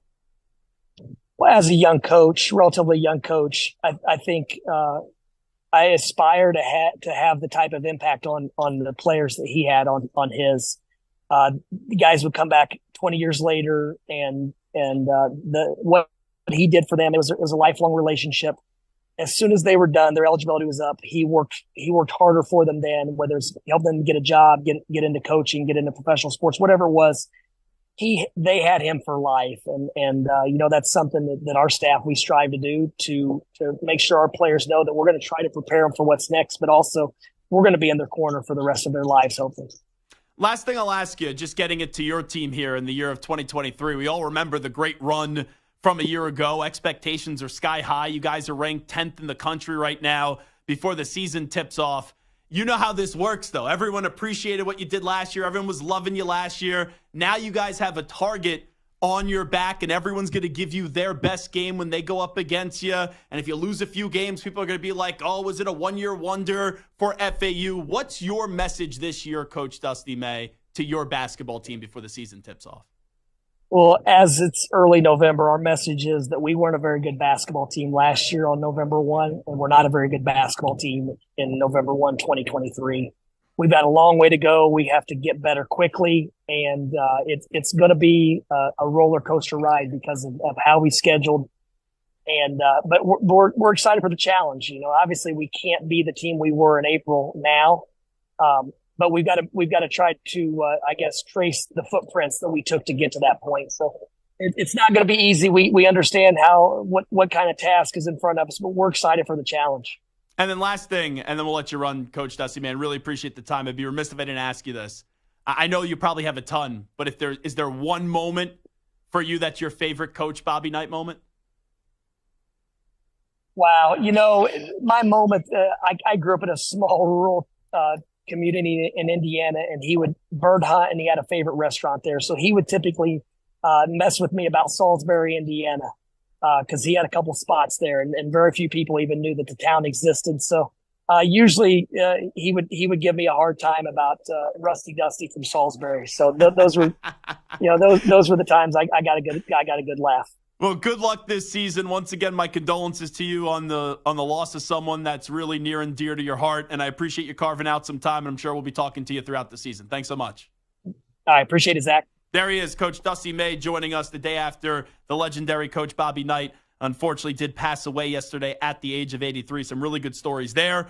Before we get to the break, make sure you stream the NFL on Westwood One for free, sponsored by AutoZone all season long. You can listen to every Westwood One broadcast of the NFL live on the NFL app by asking Alexa to open Westwood One Sports or on the Odyssey app. Get in the zone, AutoZone. AutoZone's free battery testing and charging is available for free at your local AutoZone. Get in the zone, AutoZone. Restrictions apply. Here's Rich Ackerman. CBS Sports Radio. Sports Flag. Well, the Steelers host the Titans to begin Week 9 of the NFL season in Pittsburgh, looking to bounce back from Sunday's loss and pull within a game of the Ravens in the NFC, or I should say in the AFC North. At 4-3, Mike Tomlin is hoping his team can come together to cure its erratic ways. We're going to continue to work to improve and make those plays with much more consistency and position our guys to be in more of those circumstances so that we can get the type of starts that we need for the games to unfold in a more fluid manner, more to our vision, if you will. Minkah Fitzpatrick is out, but Kenny Pickett will play despite a rib injury suffered Sunday, and the Titans' Will Levis will make his second straight start after a terrific NFL debut that featured 4 touchdown passes. Josh Allen returned to practice today, an encouraging sign for the Bills after he sat out yesterday. It may be P.J. Walker again for the Browns, with Deshaun Watson saying he's unsure if he'll be able to play this week due to a shoulder injury. The Dodgers have signed Max Muncy to a 2-year deal worth $24 million, and former Suns great Walter Davis has passed away at the age of 69. He was a 6-time All-Star, and his number 6 is retired in Phoenix. I'm Rich Ackerman. CBS Sports Radio is everywhere, Perloff, at home, in your car, and, of course, on your phone and tablet. Maggie, you can find us on your local affiliate, Sirius XM Channel 158, or the free Odyssey app. CBS Sports Radio.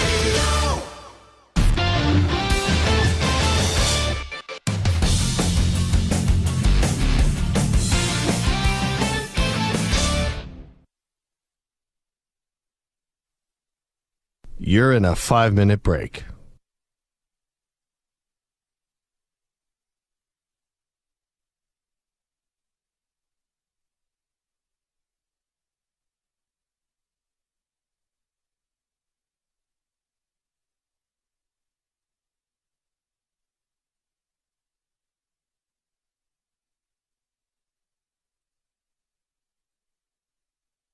Four minutes, 30 seconds remaining.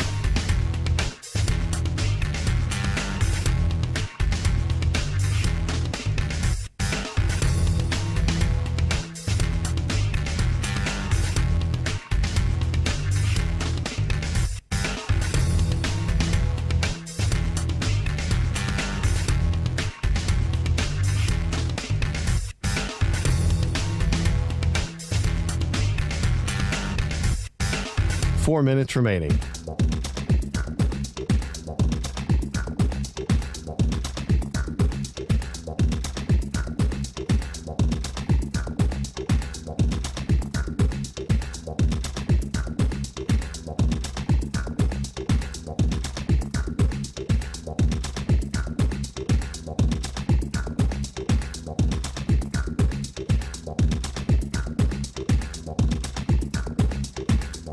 Three minutes, 30 seconds remaining.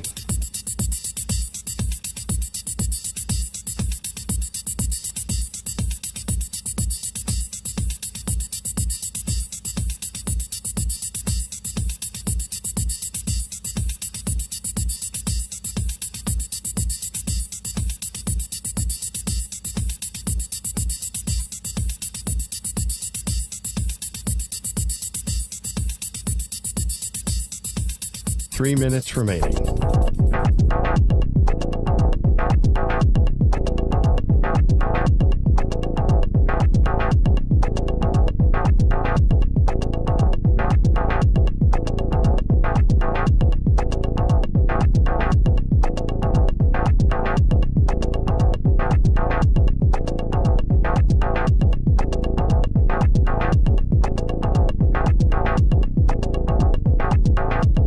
2 minutes, 30 seconds remaining.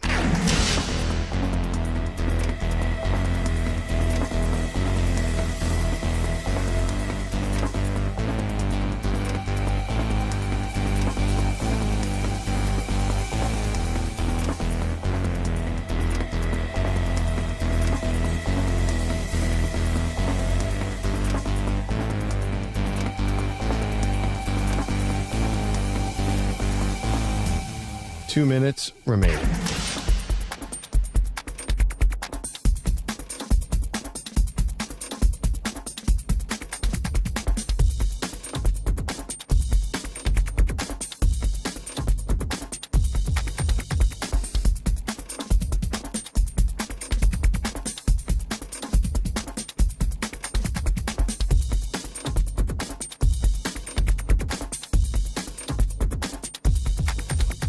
One minute, 30 seconds remaining.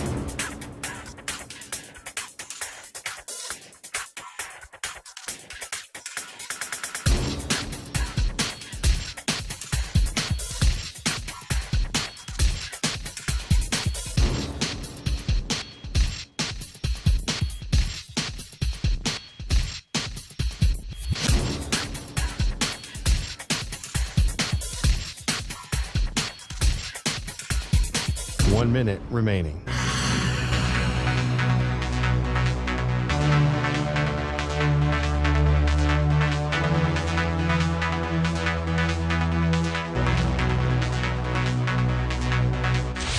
Five seconds remaining.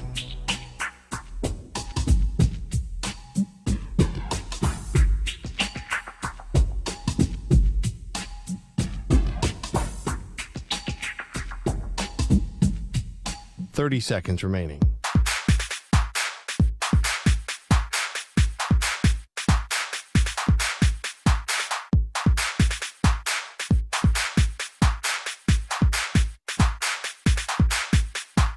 Seconds.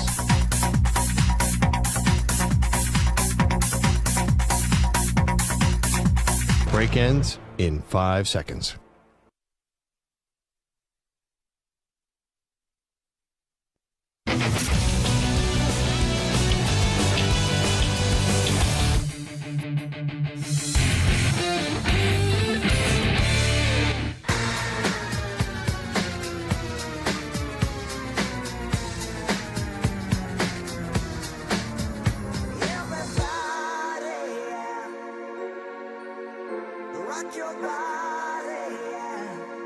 Hey, this is Howie. And this is Nick. We're from the Backstreet Boys, and you're listening to the Zach Gelb Show on CBS Sports Radio. And guess what? Zach is back. All right. He's live. He's nationwide on CBS Sports Radio. This is the Zach Gelb Show. All right, it is the Zach Gelb Show on CBS Sports Radio. We have Week 9 of the NFL season that does kick off tonight, 8:15 p.m. Eastern. It's the Tennessee Titans going up against the Pittsburgh Steelers. And this is going to be what I think will be Will Levis against Kenny Pickett. Today's memorable moment is sponsored by Prevagen. Prevagen is the most recommended memory support brand by pharmacists.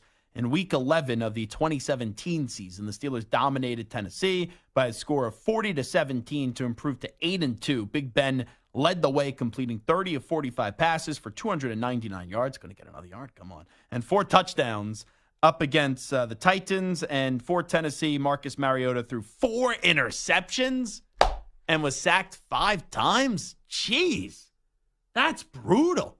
4 interceptions in the game and was sacked 5 times. Jeez Louise. Real quickly, Stu, let me ask you this. Tonight, Al Michaels, he's not had many of these great Amazon Prime Thursday night football games. Last year, he had a lot of bad ones, and this year he's had a lot of bad ones. And a lot of people have been critical of the legendary Al Michaels, where he just doesn't seem into it, or he's lost some speed on his fastball when he's announcing these games. Does this game tonight, Tennessee against Pittsburgh, provide an exciting game for Al Michaels? Is this another one of those games where it's like, ooh, in the third or fourth quarter, you're saying, I still got to talk, but you're counting down the 60 minutes of the entirety of the actual game, and you're hoping this thing goes to triple zeros really soon? I think it'll be the latter. I think there'll be a lot of counting down and waiting for this match to be over. I don't know if Titans Steelers at this point does it for Al Michaels. It does it for some people, but I don't think it does it for Al Michaels. No, it's far from the days of calling Super Bowls. This is a pretty bad game tonight. Well, I think it might be an entertaining, good. I mean, Will Levis can throw the ball deep. I think it'll be a close game. Yeah, I think it'll be a close game. I think it could be a good, entertaining game. I just don't think that Al Michaels gets up unless there's something crazy going on. And I don't think this game is going to give you anything crazy. Unless Will Levis throws 3 60-yard touchdowns again, I don't think we're going to get anything wild out of him. So we know that there's two main players to watch tonight. Will Levis and that storyline. Now getting his second career start. He should be the guy for the rest of the season. I don't care about the health of Ryan Tannehill. Hope he'll quickly get back, to being able to play. But for the rest of the season for Tennessee, Will Levis should be the guy coming off that 4-touchdown performance, 1 to Nick Westbrook-Akina, and the other 3 to DeAndre Hopkins. So I want to see what Will Levis looks like for game number 2. But then on the other side, it's TJ Watt. The Steelers' defense is damn good. Alex Highsmith is one of the more underrated defensive players in this league. And TJ Watt, it has become a two-man conversation for Defensive Player of the Year. Earlier in the season, everyone was talking about Micah Parsons. But then the Cowboys had that stinker up against the San Francisco 49ers. So we'll see what Parsons could do this weekend up against the Philadelphia Eagles to try to get himself back in this conversation. But when it's come to the conversation of Defensive Player of the Year, this has been a heated and a nasty debate on social media between Browns fans and Steelers fans. And here's another isolated window where the world could just see how great of a player. We all know TJ Watt's a great player, but you get to see it once again. And, a few weeks ago, Myles Garrett, even when he was in an isolated window, he's running from right tackle to left tackle, causing a delay of game. And then he did have that one game with the 2 sacks and the 2 forced fumbles. And then he's jumping over the line to block the field goal. And then TJ Watt's having an interception as well. So this is another one of those weeks where we monitor who is the best defensive player in football. And so far this year, it's for the most part been a two-man conversation between TJ Watt and Myles Garrett. Now, Santer, you kind of have the really good media understanding and the producing understanding as well. If you had to set an over-under for the first time that they bring up in this game, that Will Levis puts mayo in his coffee, or Will Levis eats bananas and doesn't unpeel them, when do you think you'll get the cheesy TV shot of Will Levis either putting the mayo in his coffee or eating the banana with the peel on, or at least a mention of it from one of the broadcasters? Maybe from the sideline, but unless it's a crazy blowout and they're just looking for things to talk about, I don't see Al Michaels or Herbie doing a... No, I think the sideline reporter. Yeah. Kaylee, I think her name is. Yeah. So I can never say her last name, but I don't see it coming from either of the two main broadcasters. Do they do a sideline hit where they're just telling a story? And if they do that, they're going to do it early. First quarter, second quarter. What about pregame? Does the pregame crew do it? Maybe. That could be something more fun for the pregame crew, but I can still see the sideline pulling stuff like that off. I think they do it in the first half. Oh, they're going to have to. I mean, because you're introducing... Will Levis to the nation. Exactly. So they're going to do it early, either pregame or early in the game. Or if they don't do it at all and it's a huge blowout, then maybe they do it later on in the game just to kind of fill time. Now, here's the other thing to watch. You know Ryan Hickey here at CBS Sports Radio, who used to produce me 6 to 10 p.m. Eastern and also host here on CBS Sports Radio. Last year, he created a big stink. And he went after, Hickey's not a tough guy, but Hickey went after Tony Gonzalez. It was week 3 or 4. I think it was the Cleveland Browns or something. He's in Cleveland, and the guy's wearing gloves on the set in September. And he's like, you can't be a Hall of Fame player. You can't be the legendary tough Tony Gonzalez and be wearing gloves. And I'm like, who cares? If you're cold, put gloves on. If you got to warm up those hands, because no one likes cold fingers. This year, Tony Gonzalez has not worn gloves once on every broadcast. And I kind of think Hickey got in his head. So tonight, it's anywhere between 32 to 49 degrees in Pittsburgh. That's a big range. You know, though, in Pittsburgh, it's going to be cold. It's going to be windy. The most important bet of the game tonight. Does Tony Gonzalez kind of bend the knee and go, enough of that hot take hickey guy. And he goes, I'm going back to doing what Tony Gonzalez does, and he wears gloves in the pregame. Because that's a big storyline for me tonight in this game. I think he goes back to the gloves, if you're asking me. I do, yeah. I think he does. Like now it's the calendar has flipped to November, so now it's cold. Yeah. You're kind of allowed to wear gloves. Yeah, it's not fall. It's not September anymore. Mm-hmm. The first 8 weeks, though, or 7 weeks of the broadcast calendar, no gloves. It's a big difference, though, when it goes, at least in the Northeast here. I know it's a big difference when that calendar turns from October to November. And he's a California kid, too, I'm pretty sure, Tony Gonzalez. So it's not as if he's used to the cold weather, even though he did play in Kansas City and Atlanta. But Atlanta, they play in an indoor stadium anyway. So that's what I'm looking for tonight. TJ Watt to be Defensive Player of the Year. Will Levis, is there going to be a fall from grace from last week? And will Tony Gonzalez be wearing gloves on Thursday Night Football on Amazon Prime? That's the Zach Gelb Show on CBS Sports Radio. That's how we'll end our Thursday show. There's no better way to do it than that. Do I even need to give people a pick on the game tonight? I don't even know. Like after that breakdown, that comprehensive football tough guy breakdown, do I really need to give you a prediction for this game? Sure.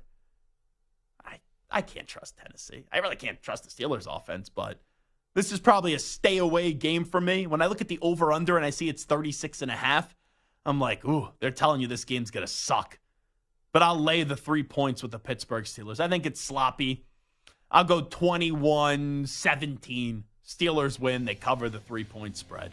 We'll talk to you tomorrow on a big Football Friday show. Andre Yosivas from the Cincinnati Bengals will join us before their big game up against the Buffalo Bills. We got a lot of big games to preview tomorrow. Of course, with the Eagles and the Cowboys and the Miami Dolphins and the Kansas City Chiefs and college football as well. Alabama's got a big one this weekend against LSU, but that's all the time we have. We out. Bye-bye. Peace.